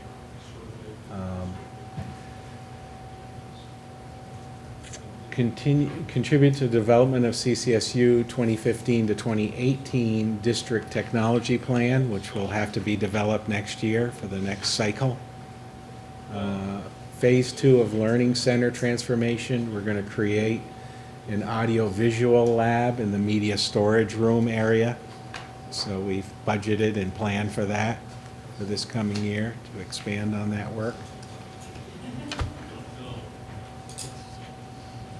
I'm sorry to bid you all Good night. good night. Good night. I'm going to U46 with David and Michael Sett, and Amy will be the leader. They're right there. So we have held off from really focusing on the next generation science standards because our teachers teach everything. And so next year, we realize that it's time for us to at least start to understand and look at the science standards and compare them to what we currently have. Every year for the last several years, we put our outdoor education and natural playground as another one of our initiatives, and we're hoping to, next summer, have the biggest part of our natural playground developed. And next year, our 3rd graders are going to have one-to-one Chromebooks. They're not going to take them home, they're only going to be at school, and we're hoping that it will prepare them for the SBAC, because we're hoping to utilize the formative assessments that are supposedly going to come out in late fall to allow the children to use them and practice a lot. And at Hiawatha, one of the highlights for the next couple of years is really to wrap up our curriculum mapping work. And again, at the risk of repeating myself, we have spent hundreds, if not thousands of hours collectively across our faculty with this work. And it really is work that transcends all these things that we're talking about. And that is the design, review, research, implementation, revamping of instruction in a team setting. And that really bleeds through everything. And back up to the neon bar. So this moves into that other section of the action plan. We're continuing with our school-wide units because we looked at the results that came back from the survey too, and we were not surprised. We were a little disappointed. We had a little bit of a drop across the board, and we actually dropped below 3 in the social emotional section, which it's been a challenging year at ADL. I wasn't surprised by the scores. That it reflected the fact that we had a lot of behaviors in the building that were having an impact on a lot of people. So I wasn't surprised that they dropped a little bit. I was surprised that that one dropped below 3. So we're looking at that and what does that mean for us. And for us, it's about really making sure that it's the strength of the community within our building that's so important, and making sure that we're establishing and building those strong relationships. So keeping that in mind, our alpha team for our school-wide unit this year, we're going to go along with the Vermont Reads, which is the book Wonder. And we're having a whole year that's going to be called the Year of Wonder. And so everything that we're going to do throughout the school year will be related to that. The town meetings will be centered around it. The themes of respect, kindness, friendship, diversity. I mean, there are all those kinds of things that you need to build into a positive climate for a building. So we've already started the groundwork for that particular, that school-wide unit. We're also going to start multi-aging our homerooms, which again kind of breaks down those barriers of the grades. We're really excited about that. I think all but one small group of 8th grade homerooms will be multi-aged, and it allows us to have those students for more than 1 year, which I'm also thinking ahead to personal learning plans and building personal learning plans. And it'd be really great if your homeroom teacher was with you for 3 years, as you could go up through with those personal learning plans, and with that particular student really get to know the family and the students. So I think it sets us up nicely for that piece of it. We'll have some additional action planning tweaking that we'll do when we dig into the data a little bit more from that climate survey.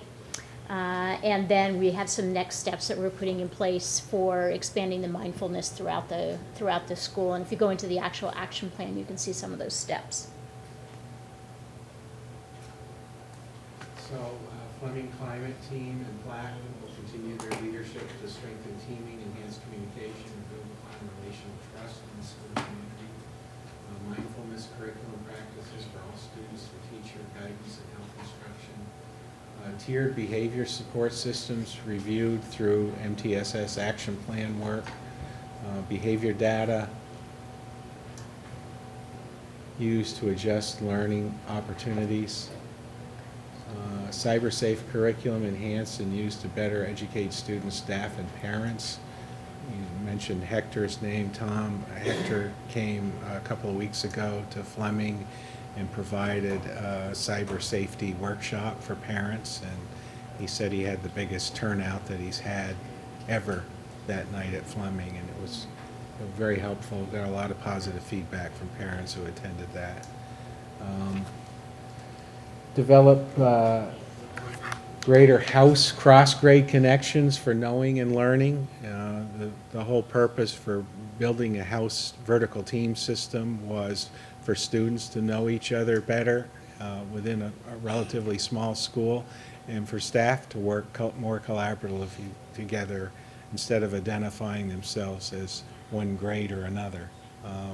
And that's had some level of success, but we really want to step it up in terms of the 4th and 5th graders getting to know each other more within that house. Build upon extended day learning opportunities offered to all Fleming students, including learning intervention programming and wellness activities such as the dance club and the morning Fit to Learn club. Implement new safety access protocols and balance with greater welcoming and parent involvement opportunities for our school. We talked about it at the faculty meeting today, and there was great concern by the faculty about how implementing the new access systems are going to affect the welcoming feeling of our school community. And so we need to find ways to bridge that concern, certainly. Climate survey results for 2015 will reflect continued improvements in social and emotional safety area. So for Summit, our planning team, which has representation from all across our school, together came to the decision of implementing PBIS, which is a very big decision. And it will incorporate a huge focus on everyone. Every member of our learning community will be involved in this implementation, which we feel will just be the icing on the cake to already a very strong survey results. We think this will just bring us to another level. And provide accountability, and a system that is even more tightly woven than what we currently have. And I think our big emphasis next year is to really reinstitute our parent and family workshops. They've never been like amazingly attended. You know, we have 250 children at Hiawatha and maybe 170 families, 160 families or so. And the best attendance we've ever garnered for any family event like that is maybe 25 people, 30 if you count the staff that are there. We really want to really rethink how we can engage our families, especially again, given the fact that our demographic is changing so much. We know the research bears out, successful students have families that are engaged in school. And so we're really going to challenge ourselves to think out of the box and maybe somehow come up with a new paradigm for really connecting with our families and engaging our families and sustaining that connection. So that's going to be a big focus for our work next year and the following year in our action plan. Nope, got to go the other way to the neon bar. Here we go. Just maybe, since that, maybe a quick comment before I think it's kind of for everybody, right? It seems like, so if we take that column, the sort of safe, respectful learning environments, right? That's in our mission. We're supposed to do continuous improvement in that. It seems like the main measurement of that we have is the climate survey. I mean, that's listed, I think, in the action plans as, you know, the kind of, what's the performance target? A few people, like, you know, one or two schools kind of picked a number there and said, okay, we're going to try to get to a score or whatever. That's at least a uniform measurement we know we have all the way around. Right. But I think we all look at attendance data, we look at behavior data, we look at, for ADL, we look at how many of our students are actively participating in clubs before and after school. Because we look at that student engagement piece as a huge indicator of how students are doing at ADL. So we have some internal surveys that we've done with students. So there's lots of other data points, but in terms of something that's different that we're adding into these plans that we haven't had before, definitely this climate survey is providing us a tool that we haven't had access to anything like that before. Right. I guess that's just what I would say is just, I mean, Make a target. yeah, I mean, can we add to, you know, a lot of the things that were in there is really great stuff, but like, and this is going to be, I'm going to kind of do the same comment I think when we get to the student performance targets is, and this is really the question is, okay, so from a board role of like accountability, so how do we do that? So if we're supposed to do continuous improvement in safe and respectful learning environments, how can we hold you accountable to do that? Or through the, you know, how does that even work? You know, and so like sometimes it's a little clear with student performance, you know, because then we can say we want to have a number and we want to achieve that number in whatever metric we're using. It's maybe a little harder, you know, and so, but I guess that's what I have, you know, it's leading up to that thing of, okay, well, if we didn't achieve something, or if we're not doing continuous improvement, what do we need to change? How do we, I don't know, what is that? It's almost like that's like kind of this like discussion of, I mean, I don't know what other board members think, you know, what is that, how do we do accountability? Yeah, I think that's a great conversation. I don't want to have it right now in the middle of trying to work through this. But I think it's a discussion that we can have around, are there other metrics that we want to agree that schools are going to report on to show continuous progress in this particular category? Yeah. I think that's fine. I think that's great. And one of the things that will help, I think, shape that conversation, Tim, will be the use of MTSS. When you go in, I'm looking forward to having you all go in and look at all of those what are they called, all those different areas of the MTSS. Principles? It is so in-depth, and it covers so many of those areas that you're talking about, so that when at least we all do our school assessments around that, and then we look at that across the SU, Okay. we're going to have some Combine metrics that are that. going to be, that are going to evolve right from that, and that we'll be able to talk about, well, how are we going to collect data that's going to show that we're making continuous progress? So I think MTSS will really help us shape that. So I think that'll be good. Okay?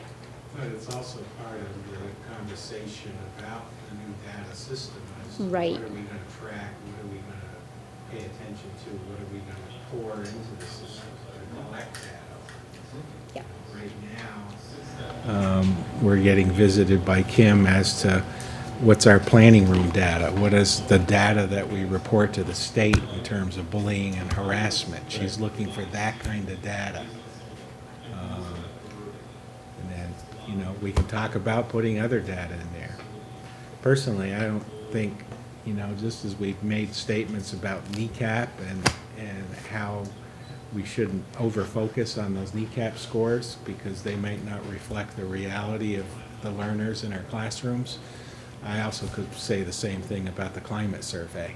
I wouldn't want that to stand alone as a example of how we were doing for safe and respectful learning environments. You need to define the components. Yeah. Right. So actually, that's a nice lead-in, Dan. We don't really know the SBAC reporting format, how the data's going to look, how it's going to be broken down. So I didn't find it useful to try to pull some kind of target using SBAC because the state has given us no idea what it's going to look like. So we thought, at least for this first year, until we can actually see what those results are going to look like and how we can manipulate that data to give us some usable targets, we thought we would look at the two areas that we know we've been identified for being on an AYP plan, which is our students in poverty, not meeting the goal in the proficiency benchmark goal in math. And even though we made huge progress last year in that, it wasn't enough to take us off of the AYP plan for this coming year. And then we had such an increase in the number of special education students this year that for the first year our N size is going to be big enough that we're going to probably get a check mark for not meeting it for our special education students in the area of math as well. So I'm sort of anticipating that coming forward. So we picked those two areas to create targets. We've really worked hard to create some really specific standards-based goals for students with IEPs. And so our goal is that 100% of the students that have math goals will meet the target for their IEPs that are written for that particular year. And the special educators are working on ways that they're going to measure that, both formatively and evaluatively, and then we'll know at the end of the year how closely we came on that. Doing the same thing for Title I math students. Molly Snow is our Title I math teacher. She's worked with the teachers, math teachers and the special educators to target the three areas that when we look at the results of where our students struggle in math in 6th, 7th, and 8th grade, there are certain areas. And so she's going to target her intervention with students next year on those three areas. She's going to do a pre-assessment. She's going to be doing some throughout the school year assessments on those targeted areas. And then if she really hit the mark and things moved along the way we think they will, that all of the students that are getting Title I support should be able to be proficient in their end of year math assessment. So if it works logically the way that we've laid it out, so we're going to use those two measuring indicators for students in the area of math. We want to continue we had a couple of pretty strong years with the science kneecap, and as much work as we do, we don't seem to go above that 50 and stay there, so we're still trying to get above the 50 there. Even though there won't be a writing assessment, we are going to be doing benchmark writing throughout the building, and we want to try to have the teachers sit and benchmark and score those together, so we're looking for 75% and above proficiency mark throughout the building on that, whatever that writing prompt will be throughout the building. So that'll be our measurement for the writing, even though we don't actually have something in place for next year that's a state test. 100% of our students will be actively participating in tracking their own learning. I just talked about that a little bit in the slides earlier. And we'll be able to show that because they'll have Google Docs that will have where they've been tracking the progress, and that they'll have goals that they will have been writing and that they'll be sharing with their families. So we'll be able to see their active participation in those areas. And then when we send out the survey again, that we're hoping that all of those scores go back up based on the work that we've been doing, both through climate within the building, but also in just really this focus around we're responsible for our own learning. ADL's also pushing hard around, our new motto is ADL equals perseverance and grit. So A equals PG. And we're gonna plaster that all over the building, because that's really, I think, our new philosophy is, you know what, if you persevere, you can do just about anything. And so that's the message to students, and that's the work that we'll be doing with them in the fall. And then we're going to increase the number of staff that are trained for mindfulness, and that we're going to at least commit that everybody in the building, before students are taking an assessment, that they will just try a really brief kind of close your eyes, center yourself, relax before they go into their assessment. And that'll be sort of our first dipping our toes into school-wide something that's mindfulness oriented. Okay, Fleming, teachers will meet. I already talked about the literacy and math teams. They'll meet in their teams twice trimester to collaboratively assess student work in literacy and math and calibrate on benchmark assessment tools. Fontes and Pinnell, June 2015. Reading assessments will evidence 90% of Fleming students reading at grade level targets. That's a target.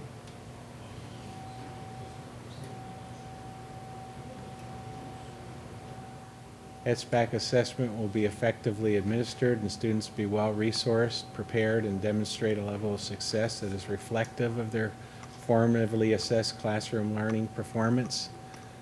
So there you get at that alignment between how did they do on the SBAC and how are they doing in the classroom, rather than putting a score up there. Fleming students will achieve keyboarding proficiency targets at each grade level prior to June 2015. Students will demonstrate effective creative use of technology across the curriculum for learning, communication, and assessment purposes. Student participation in school extended day learning opportunities will rise, and student performance results on science NECAP in 2015 will improve by 3 scale score points. I took a different approach than percentage, looking at scale score.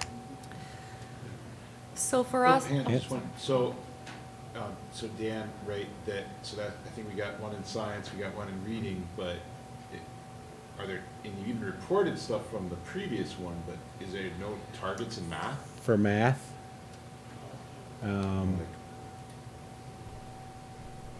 we don't have the NECAP to report a target on, and we're the unknown is the SBAC,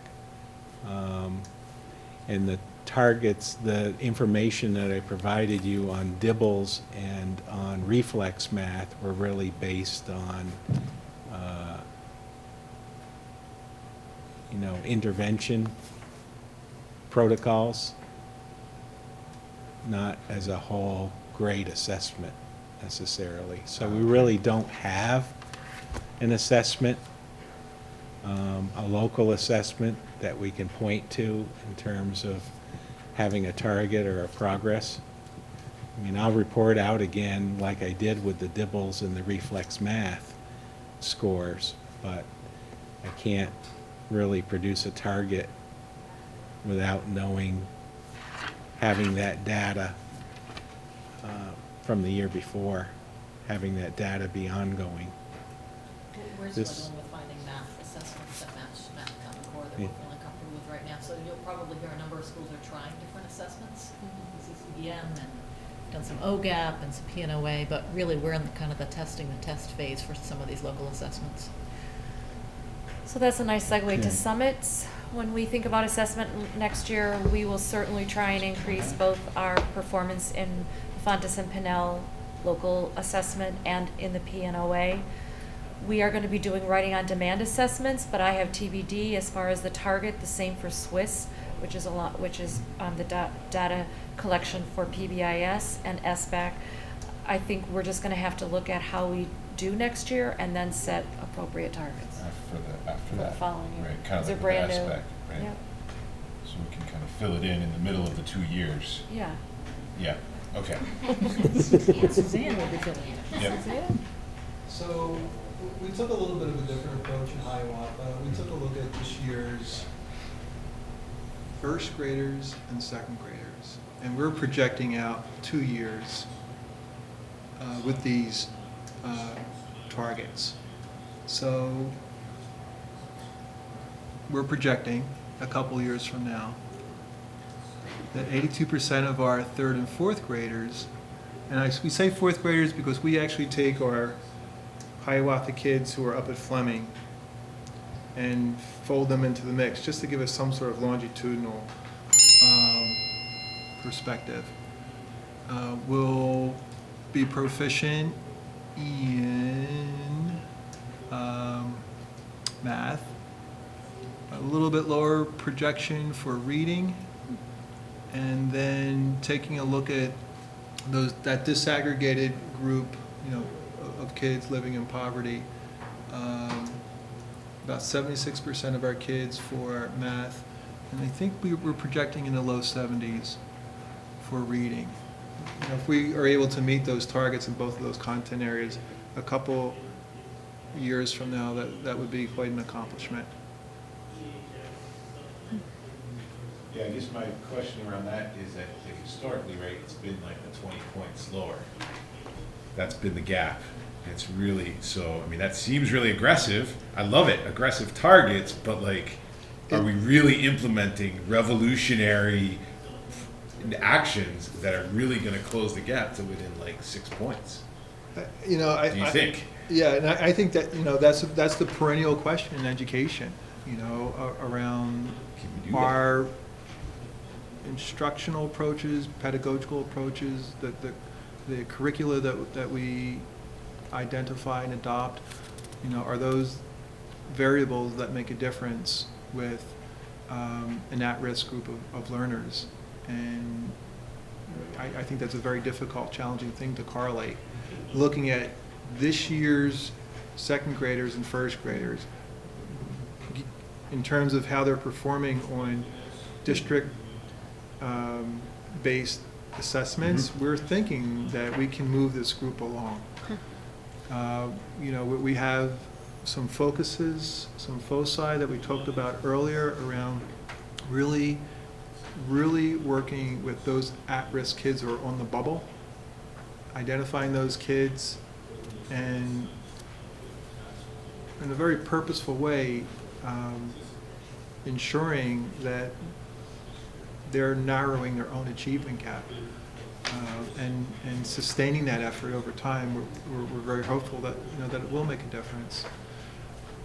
Over the many years, we've seen glimpses of things working. What we haven't been able to really nail down is a longitudinal perspective of a child or a cohort of kids. And with the new assessment program that you've all heard about, I'm sure many times by now, we'll be able to do that.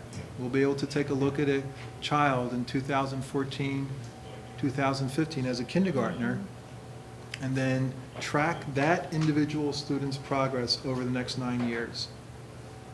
Talk about the math program that we adopted. Talk about the workshop approach in literacy that we've adopted. Are those things making a difference or not? For that individual youngster, and also for that cohort of kids that we may find when we disaggregate the data. We've really not been able to do that. We've stabbed at it.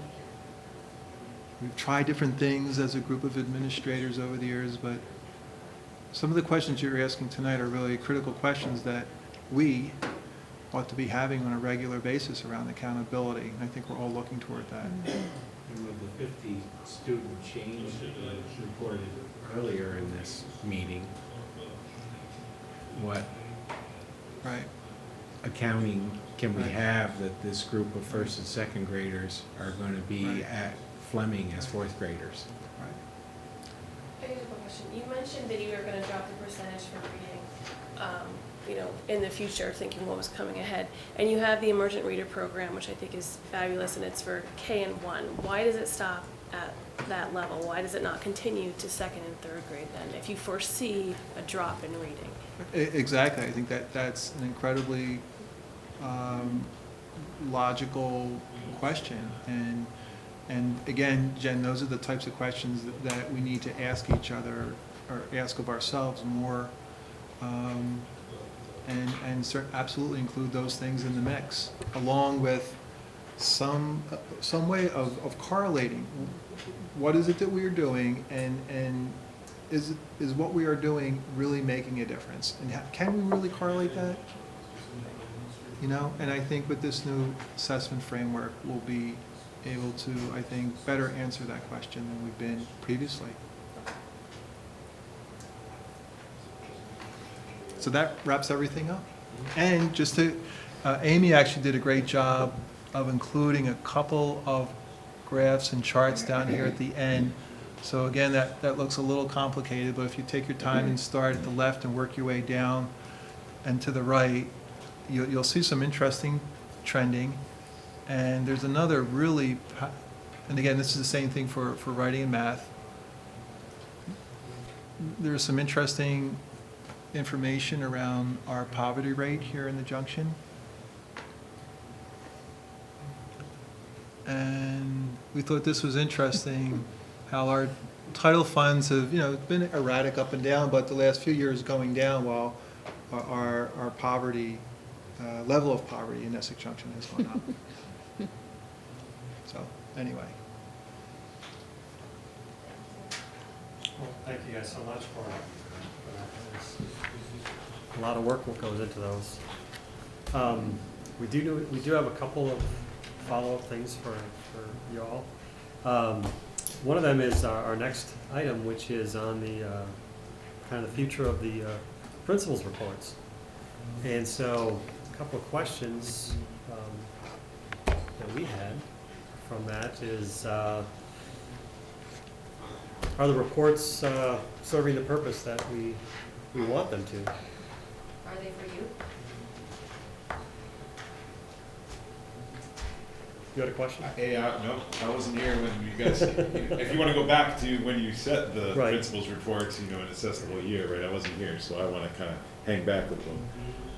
Well, I find them extremely informative as far as how things have progressed, obviously over the whole year, but from report to report. I mean, it gives me tremendous insight to what's going on, to include the action plan progress, as well as what events are occurring in the upcoming near future. I find it tremendously valuable. And from your perspective, as far as preparing the reports, do you find it? Too much, too little? Yeah. I think it was, we tweaked it last year, Mhm. and I'll speak for myself. I found it much more manageable this year. I love being able to report out on the action plan because it makes me make sure, I know I'm working on it all the time, but it's helpful for me to take stock once a month to go back and look at it and say, oh yeah, this is what we did, and here's what I can report out in terms of what worked, what didn't work, or we had to move that whole target because things are not lining up the way that we thought they were going to. Okay. So I found it helpful just to keep me on track reporting out that, and then about the upcoming events, I didn't feel like it was repetitive like it was in the previous format where I just felt like I was saying the same things Right. over and over again. So I found it much more manageable. That's my perspective. Yeah, I feel like in writing that monthly report that I'm being held accountable, and I think it goes back to your question. I kind of like knowing that I'm being held accountable for implementing a school action plan that really embodies all the good things that we're trying to accomplish with our children. It can be cumbersome, it can be untimely. Thank goodness that Ben sends a gentle reminder out to us, because that helps so much. And, but, you know, maybe through Google Documents or through a further simplification of the thing. I mean, I'd like to see like, here's what has happened, here's some nice events, because we have so much family and community involvement, except folks don't like to go to workshops. But other than that, you know, there's lots of PTO stuff that folks like to go to. I think the board really likes to be privy to.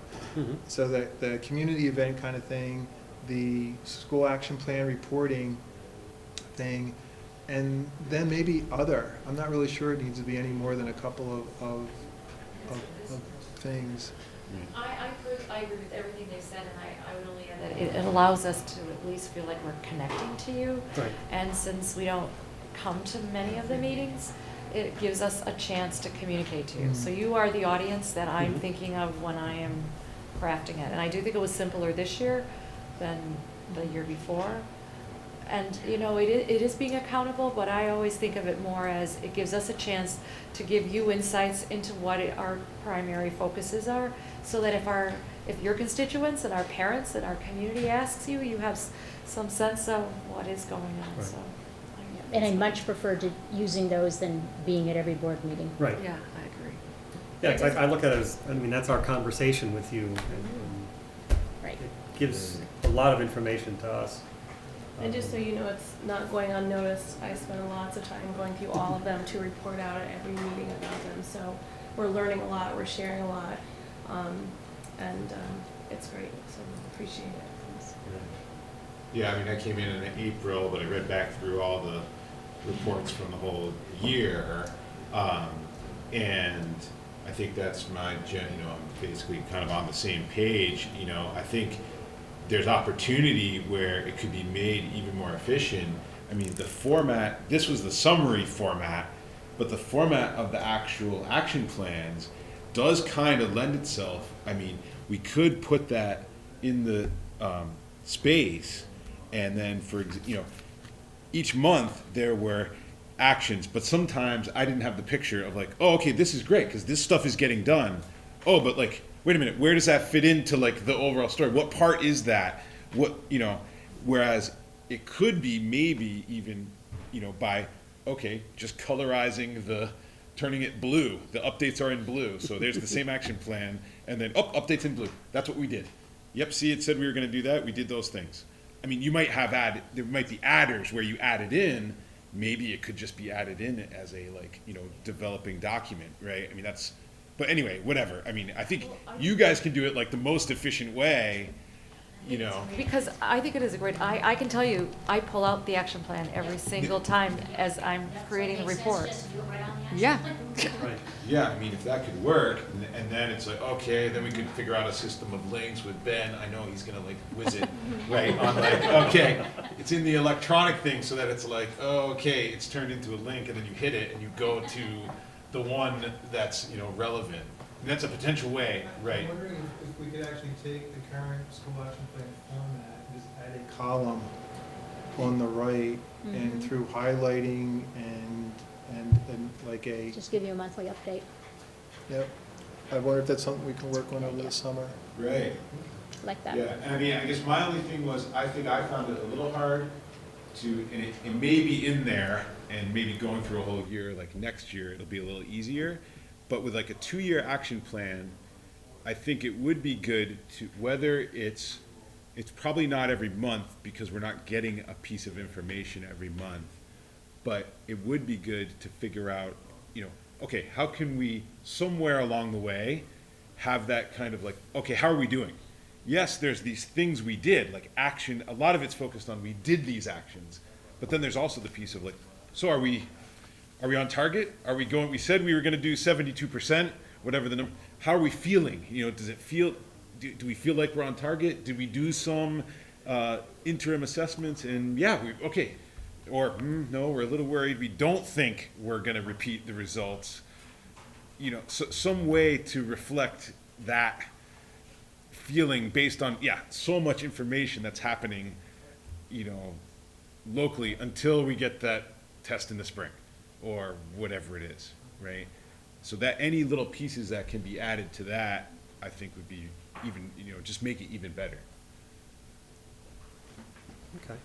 So perhaps something that we can look at from our side, just to, as far as what we would maybe like to see tweaked or whatever, and then, and you guys as well, take it back and, make Right. suggestions on how you think it might be improved. Right.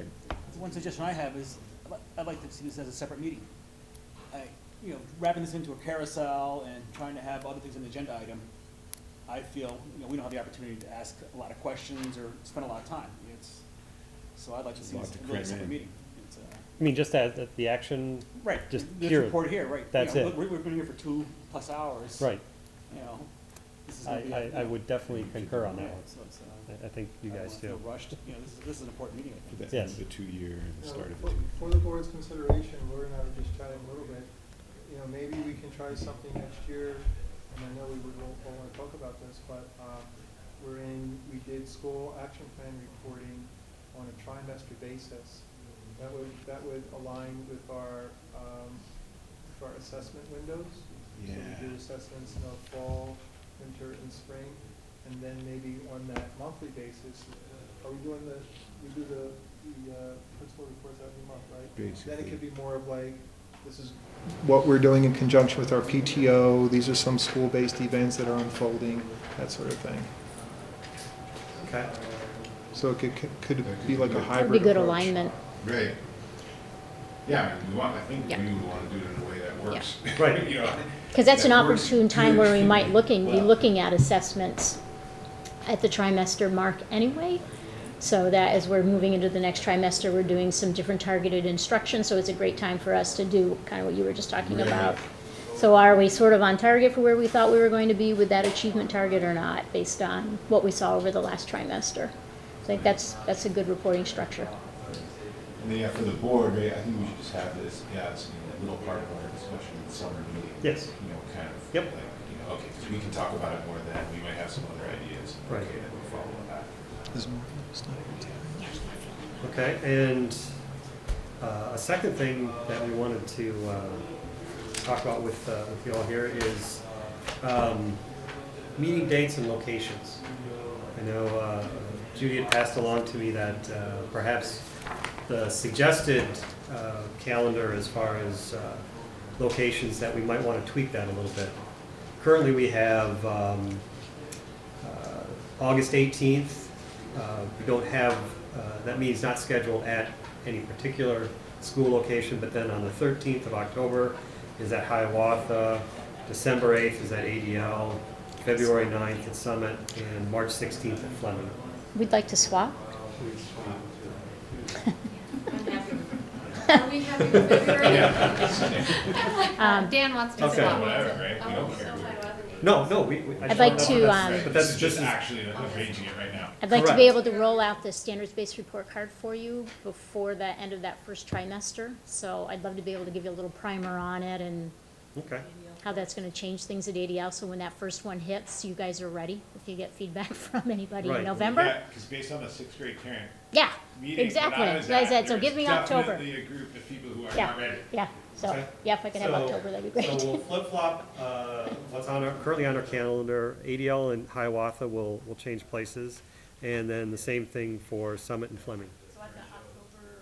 Yep, you've got October 13th, and then Tom will have December 8th, and Dan, you'll have February 9th, and Susan, you'll have March 16th. Are you still doing the, in the afternoon on those? Unless there's any other suggestion, right now would be, 3:30. I like it. Staff is a part of it, Yeah. children can be a part of it. Oh, no, that's actually one of the, Working. that's Our a really faculty loves having some- wonderful piece. So thank you. That gives us another chance to interact with the faculty as well, in a fairly relaxed setting, I think it is, anyway. Okay. Are you gonna take that from me? Okay.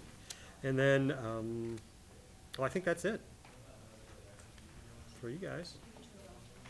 Did this format work for you, or was it, because it's different than here on out, but the others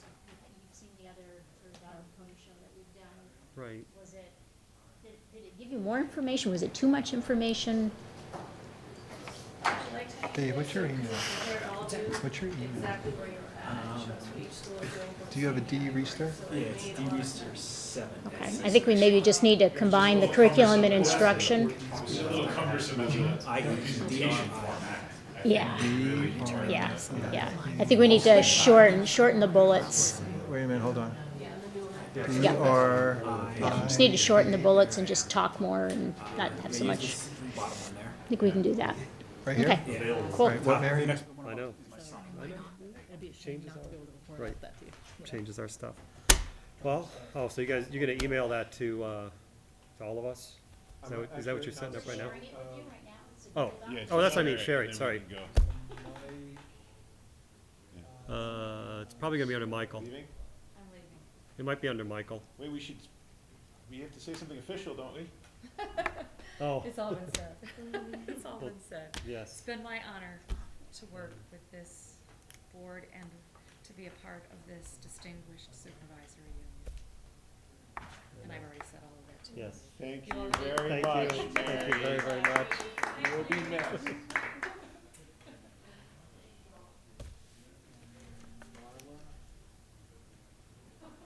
Yep. Okay, so, Stretch? Have you guys stretched yet? no, I've been sitting here and my legs are quite stiff right now. I don't know about anybody else. I'm looking at those cushion ones over there. You could just I send think us this I know. we should plan that one. Okay, so you'll have a copy of it. Okay, thank you. The seats you get when you go to a game. So Tim's not in the? In there? Oh, you I don't know what just that use means. my, just use my CCSU. That's my, If Ben owns it, Ben can get everybody on. see, that's my Or Gmail. if Ben has edit rights. Yeah, There you go. there I am. Oh, no, it's on Second one the down. second one down. Yeah. There we go. This thing just says touch it. I know, I know. Did it just Those mess keyboards are up? awful, aren't they? Oh, Actually, I kind of like it. You get used to it. That page up. Man, does it get me in trouble. oh. Somebody steals that baby now. Yeah, I've gotten very used to the touchpad working out because Gabrielle's Mac is so. It's, that page up button is next to something that I must hit Oh, up because yeah. suddenly I'm a whole page Yeah, I up don't, and I'm typing yeah, I away. don't have that What does that keyboard. hook do, that keyboard? It's wireless.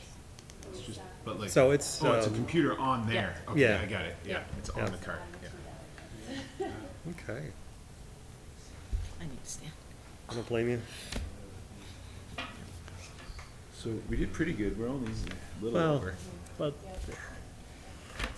9:25. you know how hard it is No, that was pretty to good. estimate four, That was pretty good. four reports. That's I mean, pretty. we I only think went that's over a pretty little. decent. I asked the most questions. You can blame me. Yeah, so I always do. You know. Well, I have some questions, but. New board member. It's not just email, it's nothing. No, that's the same thing with the well, you missed the end of the other meeting, but that same thing when the ELT was finished. I mean, if anybody else had any questions, they've got email addresses. So Nothing We do. requires immediate response. Right. You know, provocative. well, thank you guys for coming out and Yep. at least as far as I can see or hear I thought it was supposed to rain, but So do you need this I up don't there see it on out the there. screen? Is there, Or you're good? I don't think there's anything else that we're You don't have- showing, right? Anything else to go on the screen? Just the file? Ben can get it too. talk to that guy. Yeah. Yeah, he's the guy. The file that was Ben's the shown. guy. Oops, We'll give you access to it. okay. Sorry, Ben. No worries. The I access apologize. I got to get control. all my stuff organized here for a second. It got messed up. Excuse me, but I'm gonna eat something. Good night, everybody. All right. Hang in there. Thank you. Okay, thanks, Dan.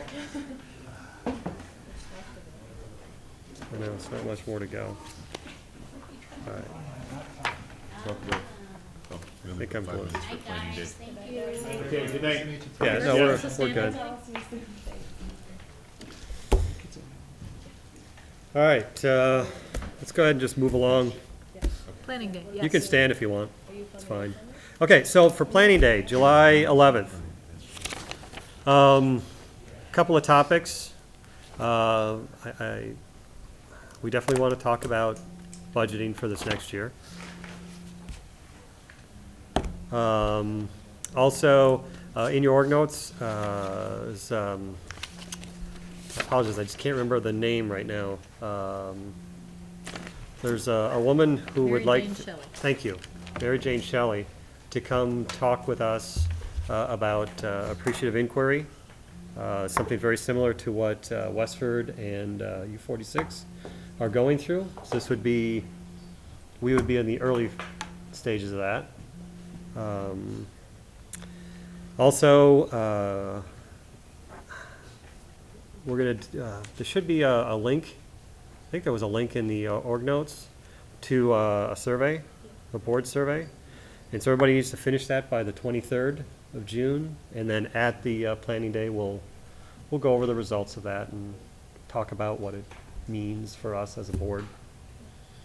And then, Do we need somebody to compile the result?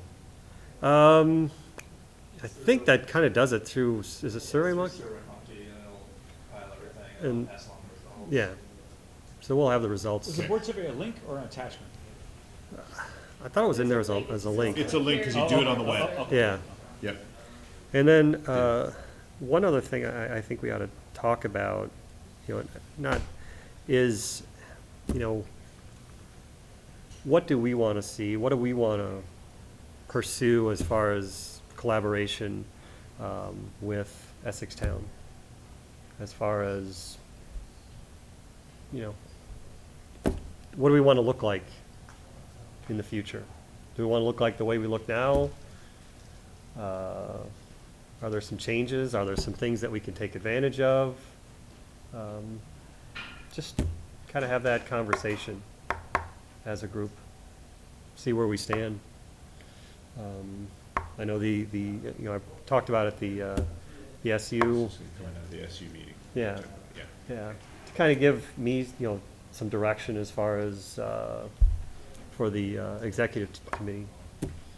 And that's gonna take up a lot of our, I mean, not that particular topic, but just those items right there are gonna take up a lot of our time at the meeting. And Tim, you mentioned one other thing, just that, and also then to talk about, the principal's reports and any tweaks we want to have. I think that'd be a good time for us to have that conversation. Great. Did the SU board, do you guys have an outline of ideas for collaboration that you can get to us beforehand so we can have time to think about it? I will see what I can come up with. We don't have anything right at this moment, Okay. but. And I'm You assuming talk- we're not really deciding anything, just No, since. no, just, No, it gives us a sense on who are on the SU board, what is our board Yeah. thinking? And then we could take that back. exactly, But did you already talk about it at the beginning of the meeting that I missed? Yes. Okay. yes. Right, 'cause Just it's a talk little about- bit. It was It's just about a, whether or not we're gonna talk about unification again or not, I think Right. is the main topic. correct. All right, so that's that one. And then access control security protocol.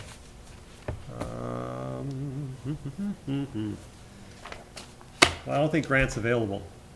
Right. However, in your org notes, there's a couple pieces of information in there. Discussing about what needs to be installed, and that there would be a monitoring station. However, one of the things that they're also looking at is, what to do if the person can't be at that particular location, where that station would be located, and do we want, or should we have a second location for monitoring? And that's not something we're deciding on right now, but it's just, looks like that's Big kind of an question. yeah. I'm just gonna say, and not to decide, but just it makes sense, because one person cannot be there. Oh, yeah, I totally agree. So, And obviously each school is gonna have its own, where it's gonna be located. You know, they have their own configuration issues to work out yet, as far as I know. Was any of that a part of our planning day? Did we talk about this or no? Will we get an update maybe next meeting when it's done? Why don't I put that in for, I think that for an would be update? We get an update in August, right? Because I think I remember him saying that the something was basic- gonna be Well- over occurring. the summer, they're gonna. Yeah, I mean, they're gonna continue gonna moving forward. Install, and then they're gonna, like, okay, by then it would be kind of planned out, okay, here's how it's gonna work. Right. So, I'm not thinking we're gonna get too much at July, but at the August meeting, Right. we should have, at that point, everything should be pretty well worked out.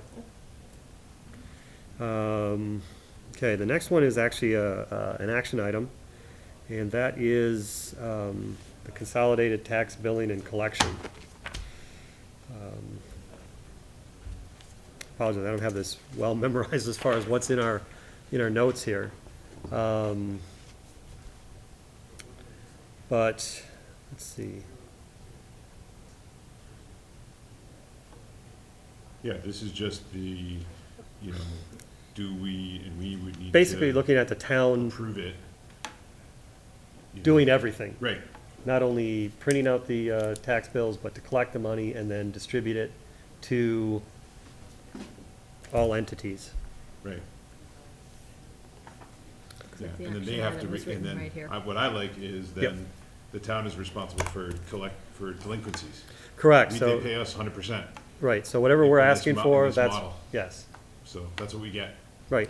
And they pay us whether they have the money or not, Right. and they collect the delinquent. And that's, How do that, they feel about that? Well, that's It all- works out all around, basically, is what the kind of the numbers said, I think. but what's the cost to us, I mean, compared to what we do now? Uh, I think there's a couple numbers right here on. But there was there was We an save a little attachment. money, it's the, And that's okay, I mean, it even costs a little more, you know, the hassle of saving us and stuff, it's just, you know. Right. But, you know, if it's gonna cost us twice as much, then it's like, well, maybe it's not worth it then. No, Looks like what Grant's saying is that a potential interest cost of $6,000. yeah, Right. However, saving over $22,000 annually. right. right. So it So looks there's like there's a it's big breakdown It's of, like a of estimated small net impacts savings for in us, one of your basically. documents in there. And so it looks like for us, there's, a loss, penalty and interest revenue, however, then there's the gain revenue from delinquent, collection that we wouldn't have to even worry about, because we're just gonna get whatever we're supposed to, and Right. we don't have to try and collect it. So, The only thing that concerns me overall is, we were told not 2 meetings ago or last meeting that this is something we're gonna be talking about and get more information about, and now we're voting on it. And on planning day, we're talking about, are we gonna be collaborating with the town? And if we do this, we already started that. So it's like, I feel like we're kinda going backwards a bit. Oh, no. Without having discussions, it just feels like. I guess that's where I think the discussion on planning day about collaborating with the town is the town school board. right, This is actually, has nothing to do with the town school board. This is just the town and municipal. this is really more of the municipal entities. Because we hire now the village municipal entity to collect the taxes for us, for the schools. Right. And that's why it's on that tax bill. Now it's just moving it over to the town municipal. We're just hiring entity. somebody else, As an basically. administrative function. Right, not as like a- an not a administrative governing function. Not, right, Correct. right. So this has nothing This to do has with nothing to do collaboration really with like, us, yeah, this. exactly. Does this affect Westford at all? No, No, Nope. no, this is just, no, this because is they have just separate us billing. for, Yeah, I'm for it, I mean, I'm yeah. consolidation in general, you know, doesn't work everywhere, but this is. This seems like it's a good idea. It'll make those taxes due signs a little bit more Well, that's sensible. right. Yeah, right. You could say whose taxes? Right. Okay, Which so- one? What day? When do I have- And the only other question I had Yes. about it was, we Town can, and the village, it's like, I don't know. We could stop this agreement at any time, but it didn't say how much time we had to give for that, so I was just wondering if anyone knew that part of it. I don't know. it's a yearly contract. I don't know, but I you don't know. basically have the whole year because you only have to do it once a year. No, you have to do it twice a year, but yeah. Well, the collection, There is an attached Election happens memorandum. twice a year, so. Do you have the memorandum that he cites here? Problem. There's an attached memorandum. probably do, I just have to figure out which page it is, if it's in here.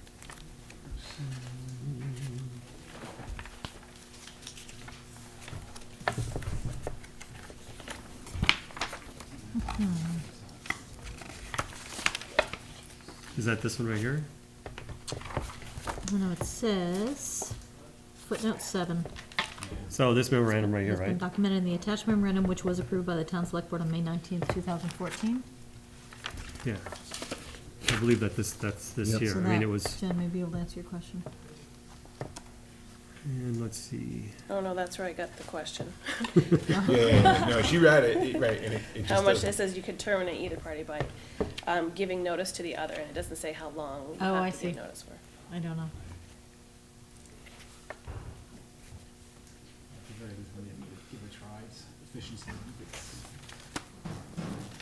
To be honest, my assumption would be that would be the same kind of notice that we're doing right now Okay, On an annual basis. in terms of changing who's collecting it. okay. Just because it's a new thing, I would just like to Mhm. know, you know, you give it a Mhm. year and trial and see how it goes, and then if it's not working. Are the taxes due date the same for the town, schools, and? Yes. Yes. Are you sure? Because I'm reading here, anticipated financial impacts would be 20 days after the due date. It's just that that's when we get the money. Right. It says we The can- taxes due in terms of when everybody has to pay, it's the same. It is the same. Because it's still, it's Okay. the same. Yeah, I mean, it's that. they It's a both lot sound of exactly money. the same on the map. But that's where it the says two we can separate bills. incur the cost of $6,000, Right, which for the- really during those undoes the days. 5,000 we're saving in No, 50,000. stamps and, no, he was saying, you know, we'll Oh. be saving 5,000 in stamps, but we, you know, so I'm saying, well, really, That's you're what gonna you can lose buy. 6,000 possibly too, so. Right. Right. So, I still need a motion. So I'll move, and Ben, I'm just gonna read out of the orgs, right? I'll move that we approve the administration's pursuit of consolidated tax billing and collection with the town and the village, and that we authorize the board chair to execute the agreement when it is prepared. And dissolve the existing agreement with the village upon execution of a new agreement with the town and village. Well said. Is there a second? There is a second. From Dave. Any further discussion? Hearing none. All those in favor say aye. Aye. All those opposed? 4-0. Okay. On to the next one, which is another action item, which is the Title I service delivery model change. That's me. So this That. one I gave you a bit of a heads up on. And Yeah. at this late hour, happy to answer any detailed questions you'd like. But the long and the short of it was that we have applied to the state to follow a different way of administering our Title I funds, shifting from targeted and ranking to school-wide plans, or school-wide program, which allows us more flexibility of the funding. The end result is that we have combined local funds and Title I funds to maintain the service delivery program at ADL. Molly Snow is our Title I math teacher over there, and it's been highly effective, but because we're funding her partially with Title I and partially with local funds, and because we are no longer necessarily obliged to follow a targeting and ranking system, in other words, identifying exactly which kids and then tracking them, we have much more flexibility with her use within the building, which allows us to do more things like co-teaching in classrooms and so forth. We are combining Title II and Title I funds and have created a math coach position K-5. That person would be available to work across all three buildings, Fleming, Summit, and Hiawatha, provide leadership in a couple key areas. One, as I mentioned earlier, we are struggling in the area of local math assessments, defining our local math assessment plan in light of Common Core, so we need somebody to take the lead on that. We have spent the last 2 years looking for math materials, conducting math material search with teachers, devoting a lot of time. We've spent a lot of money on subs to have them devote this time, and have been unsuccessful in finding a program that fits our needs, so we need them to lead in that. And we want them to support classroom teachers with embedded professional development in the classroom, particularly classrooms with struggling students. I've added a second one, or a second coach position, and I'm not confident we're gonna be able to pull it off. This is late in the game. The state came out late in being able to give us approval to do this. So finding a full-time math coach is gonna be challenging, Finding a .2 literacy coach would also be challenging. However, I'm putting it out there for your consideration if we're able to find someone, and it could be that it's someone that's part-time already in the district. We really need somebody identified in Essex Junction who can help us with data collection and literacy assessment. We have a number of part-time people, so what we'll probably do is. The point two Yes, literacy. we'd probably look to find somebody who could devote their time to that this year. And all of that is grant funded. So as I said, it's a combination, with the exception of the local funds that you had already set aside in anticipation last October of Title I dropping to be able to support the ADL position. The rest of it is grant funded. We've worked with the union in the last few years to be able to put in place language that insulates us. In other words, if it's grant funded, it's a one-year temporary position. They do not fall under seniority. It's taken us a while to sort of move ourselves into that position, because what we don't want to do is, with unstable funds, put you in a position of creating a position that you then automatically would have to sustain locally. Right. So we're looking for your action to be to approve the job descriptions and allow us to go ahead and try to search this, and we may come back and say we found bits and pieces here and there. We're in the process right now, our Westford is in the process of trying to replace their literacy specialists, and it's been a challenge. Sometimes people like part-time jobs, sometimes they don't, so you just never sort of know what you find when you put the net out there. But we're committing to it for 1 year only. Can you refresh my memory? Sure. I don't know if it was last meeting or the one before that, when we were talking about this, how it was gonna Mhm. change to a coach. Mhm. I thought we were keeping someone at Fleming and ADL because of the AYP, and we were getting 1 or 2 coaches, or just one to do Hiawatha and Summit, or there was gonna be 1 at each. 3 So years does that ago. change from- No, I don't blame you for being confused, because it's changed so much, and if you remember that graph in Title I, you'll understand why. There was a big bubble of Title I funds, and when I came into this district, that's when we were at our peak. We did not have AYP schools, so we were able to access 100% of Title I funds for personnel. We had a .5 math specialists in each of Hiawatha, Summit, and Fleming, and a paraprofessional. ADL chose to do a full-time math specialist rather than do the paraprofessional, and that was at our height. Last year, when the funds, or actually the year before, when the funds started dropping, we dropped off on the paraprofessionals and started locally funding them. Paraprofessionals funded under Title I is now disallowed. You can't use Title I funds for that at all anymore. So last year, what we did is we identified exactly what you just said. We had a sudden drop that we weren't expecting. We had 2 Title I teachers in place, and we said we can't have these 2 women running between 4 buildings. So we said we're going to put them in place in the 2 AYP schools just for a year until we sort of figure this out and we began investigating school-wide programs. So this year, the change again is that we're getting services back in the K-5, but in the form of a math coach, rather than have an individual running in and out of classrooms in 3 buildings. Okay, so it'd be 1 coach for 3 schools. 1 coach for the K-5 schools and a math specialist who can provide coaching, because again, we're supplementing her At income ADL. at ADL. Will she at all be able to?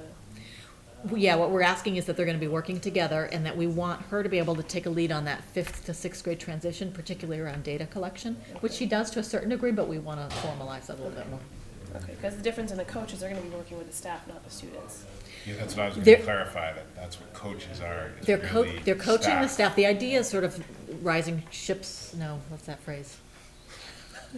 I don't know. It's too late. Rising tides lift all Rising ships. tides. I knew Oh, it had okay. something with ships and water. That. But the idea that we're There you improving go. instruction in all the classroom will support all kids. But absolutely, we have that they would have an eye on identifying the classrooms that have the greatest number of struggling learners and be able to do more co-teaching in there. It's what we're doing in terms of it's the best we can come up with now, and we're nervous about funding next year for Title I. It's been a hardship. Yep. So we're looking for action to approve those on the, Yep. on all of the caveats that you just heard. So I need a motion for that one. And this is a motion to approve the Title I service delivery model change. Which includes the 2 positions, grant-funded Title I math coach, full-time, and .2 literacy coach.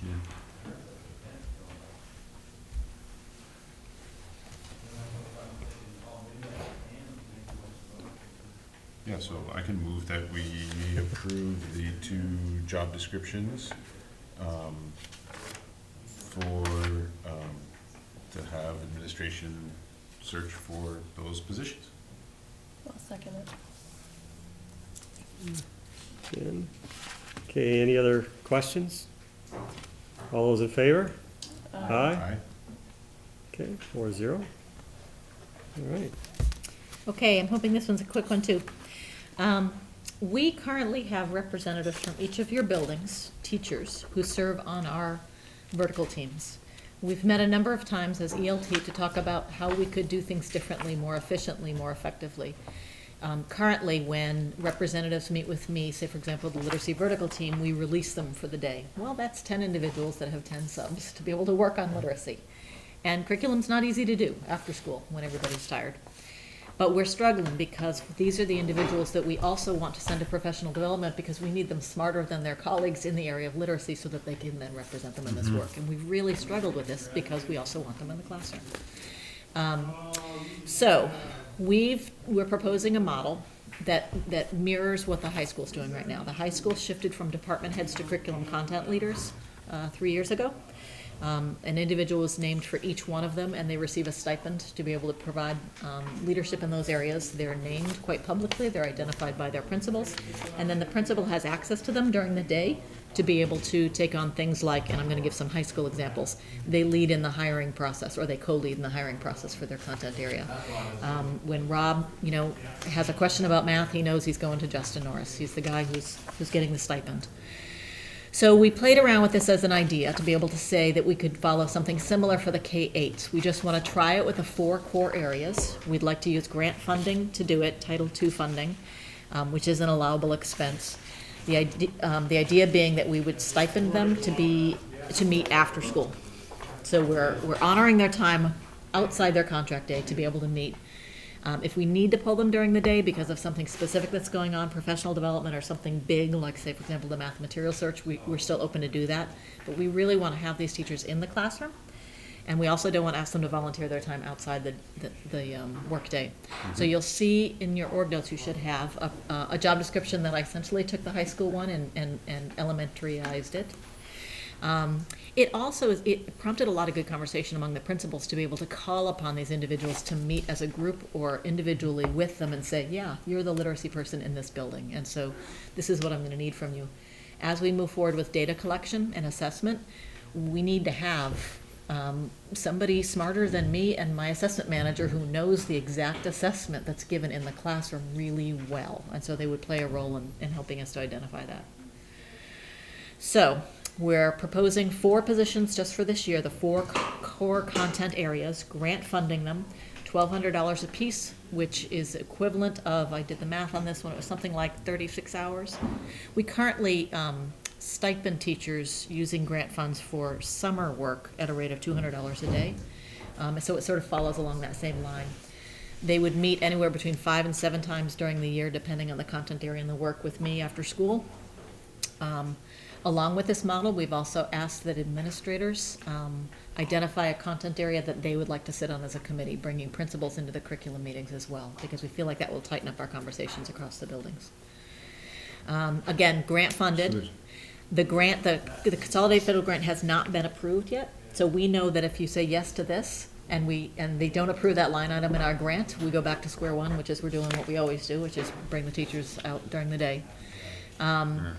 And we're hoping to be able to do this for 2 years and then have a conversation with you about, is this model working and should we locally fund it? Right. One of the data points we want to run is how much money are we spending on subs right now? And is that somewhat of a wash? And we won't really know that just yet because each of the areas have different amounts of work that they've been putting in. But we do feel like it's pretty close. And it's 4 because it's 1 per school, and then they know.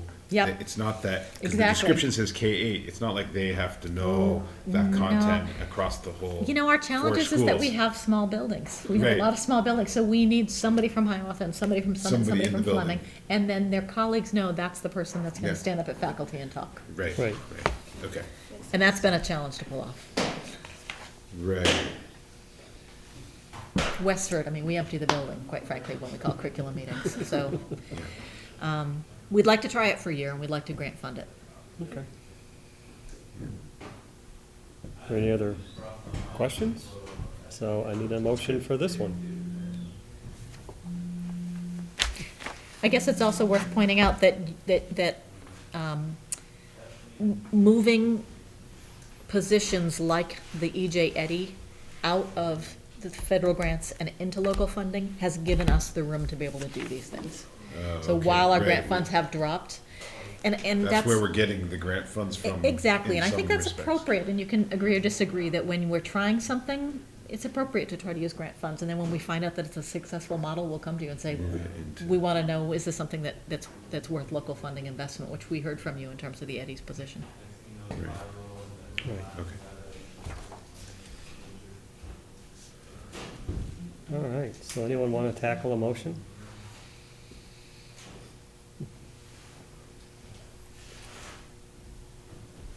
Yeah, I want to do all the motions, guys. Let's see, I'll tackle this. All right, here we go. Okay. So I'll make a motion to accept the 4 curriculum coordinator positions at each school being grant funded. Curriculum leader, do we Curriculum, call I'm it? sorry, curriculum leader. One for each school, which will be grant funded. That's sufficient? Is there a second to that motion? Any other questions? All right, all those in favor? Aye. Aye. Okay, motion passes 4-0. All right. On to the consent agenda, and the first thing I need to do is I want to pull the recording secretary agreement. And the reason for that is that I know Marla had some thoughts that she may want to take on doing the clerk work, and unfortunately she's not here this evening, and so, and this is something we can hold off on a decision a little bit yet anyway, so I'm going to pull that from the consent agenda. Otherwise, I need a motion to, unless there's anything else anybody has.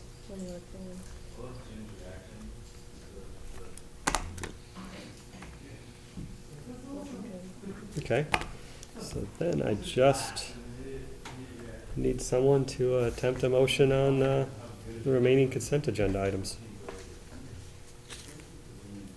Yeah, we can just say that, I can just say that I move that we approve the consent agenda with the one item of the recording secretary agreement pulled. Sound good? I'll second that. All right, so Tim and Dave second. The only comment I want to make on that is that I'd like the minutes to reflect the actual items that were in the consent agenda. Oh yeah, the titles of each, yeah, just copy it out of those. Right. Okay, all those in favor, say aye. Aye. Aye. Okay, motion passes. Can I ask a question? Did you Yes, end up ma'am. taking action on the calendar or just discussing it? Well, we just discussed it.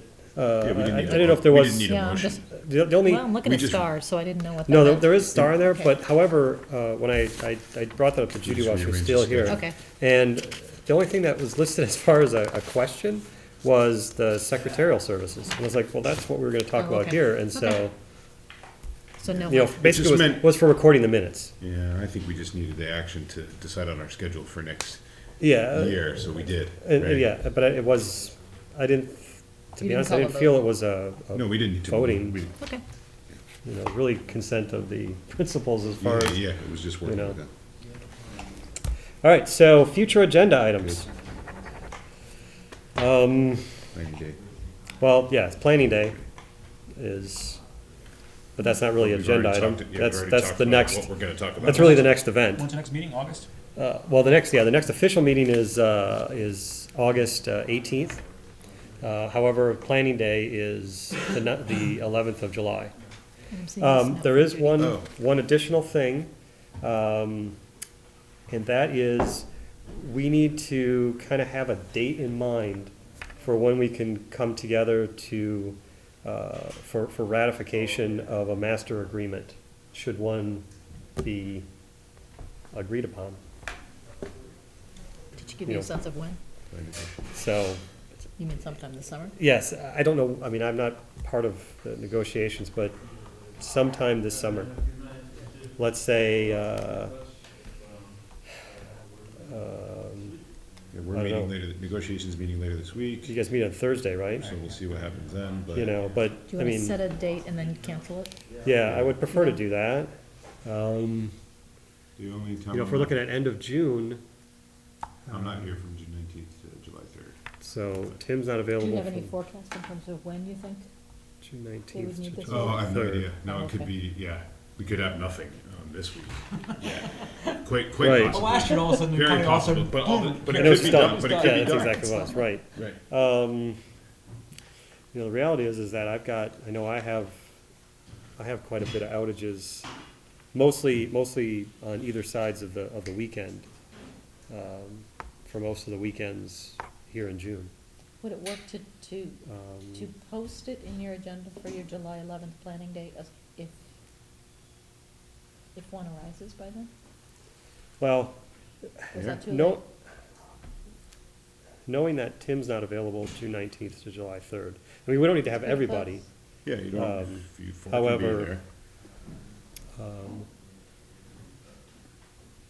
If most folks are available like on a Wednesday, because I am.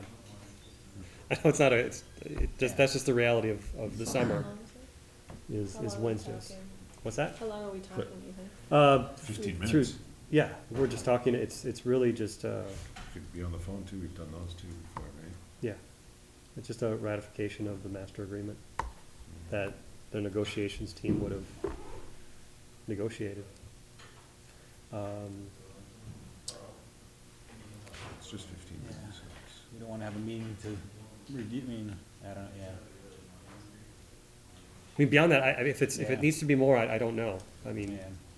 I can follow up with Judy as far as anything else, but I'm just trying to give an idea of if I just said, here are the dates that look like they kind of work for us right now.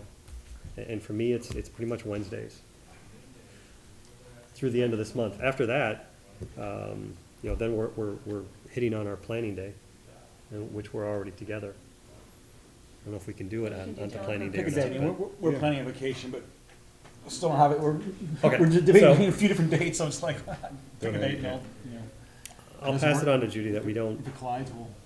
Yeah, I mean, if it happens, I say just send out some Yeah. proposed times, that's what Ben has been doing. It works pretty well, and then usually we maybe can find something that enough people can be at, right? yeah, that's pretty much it. And I mean, you guys will just know I'm not here those Okay. days. Any other future agenda items, something that you want to see on a later calendar, a later meeting? School calendar. I'd School like to, calendar. yeah, I'd like to discuss that, just. Do you want to have that as part of planning day for a few Well, I minutes? mean, it's just a plan I day, I guess. I don't want to dump too many things in there. I Yeah, want it to be able doesn't to have give a plan it. day, but we can, I guess, just, you know, Yeah, we could do find that some way of, for you know, August. just have a discussion, not have it appear to us. you Right. know, Here, you gotta agree to this, or So- the school year fails next year, you know? So, Like a fall discussion? Well, yeah, or at least, you know, what are the, you know, We were What are the talking about giving expectations? some inputs. 2015, 2016 calendar Right, yeah, just, you know, yeah. Conversation. I would the say process more, not so Put much. it for the August 18th. Okay, yeah. For now. Yep, that's what we'll look at unless time is looking like it's, you know, we're not going to need as much time for planning day, then we may have it in there, but I don't think we'll have a problem So, using up the time. so my topic would be, Yeah, they're all signed, yeah. and I think this probably ends up being August, is I definitely have some ideas about, but that I want to talk about, and I think it's what we can do in September and November. And so, and there's a little bit of like, you know, strategically, what do we want to do, and ways to engage the public, you know, and that's what we kind of said we're supposed to do in September and Right. November, where we don't have a big meeting. No. But, you know, Well, maybe we- there's stuff we can do, so, but we have to talk about that, or else we Right. won't end up doing anything. Yeah, in August, what'll happen in August is we will have the open house dates. And so one of our opportunities of engagement Is the open is all the houses. open houses, so we'll So we gotta schedule schedule those. them. Those will happen for the most part in September. Yeah. There will be other events that we will, I mean, in August that we will plan out, or I'd like to plan out. Yep, In fact, we should, just as a kind of consensus as far as, what date is the ADL barbecue? The 18th? Let's see, it's the 18th. I'm here. I'm gonna go. It's 18, it seems later than, it used to always be like the first. I know, it's Friday usually a little earlier, My parents but used to always be here it's for the it. 18th this year. No. So you I'm need planning on 3 going. apples, and are you gonna present it? I mean, I could certainly present, but, anyone else who would like to attend, you I know, like 10, yeah, I didn't, So- yeah. any of the staff, if any of your children happen to have had any of them, you may want to add your own bits of, whatever, that always goes pretty well. And that's lunchtime, that's lunchtime barbecue. Yeah, I don't remember what the time is, Yeah, it's usually But, 11 to 1 or something like that. It's after It's after the half day. Yeah. right, Right. and unfortunately, I did But the not, half day goes till 11. You didn't find out about that. I intended to ask her, but she's gone now, That's a half day? to ask about the other thing, but Monday I'll goes to email. It had to do with 11:30. Oh, I thought the 19th. recognizing Last was the secretary retiring, Right. similar to how we It was recognize 16, teachers right, retiring. 2 days. So did we do anything was that last year? No, it was 2 years ago for, who retired from Fleming? Yeah. Betty. Does the school do something? And I for thought the we school? did something. Right, right, of course. I Did thought the we board did do something for her, but I can't remember. That's the problem, I just can't remember. I'm happy to ask Judy, she would know. Well, the That- question more was, is there something that needs to be presented? Because when they do it at Hiawatha, it's during the assembly with all the staff, all the students, all the parents. So I'm just trying to find out. Okay, well, we'll double check. I'll just send Judy an email just to make sure. I do want, this whole piece about, the possible board action recommending to the superintendent principals complete the hiring for these placement things. When can we fit that in? Okay, well, we can put that in August. And then tonight, with these 24 emergency meetings, could that have? I gotta write this one down, the other one you just mentioned, the, teacher hiring, notification stuff. Yeah, I know, it's not, it's the technical term. close. It's a board chair term. And then what was the other one? Oh, I was just questioning about that can be part of the discussion, about the 24-hour emergency meeting type of. Oh, yeah, and that's what I have, that's what I was gonna make some PDFs of and give it to Ben to post, which is some of the open meeting stuff. And so this will be useful for Well, everybody. I guess my question is, if we can do that, because you said we could do it with hiring, right? Yes, well, I better, before I say yes, I'm not 100% That would be certain. part of the discussion. But if that's the because case, then, yeah. it all ties together. Yep, Okay. Different one.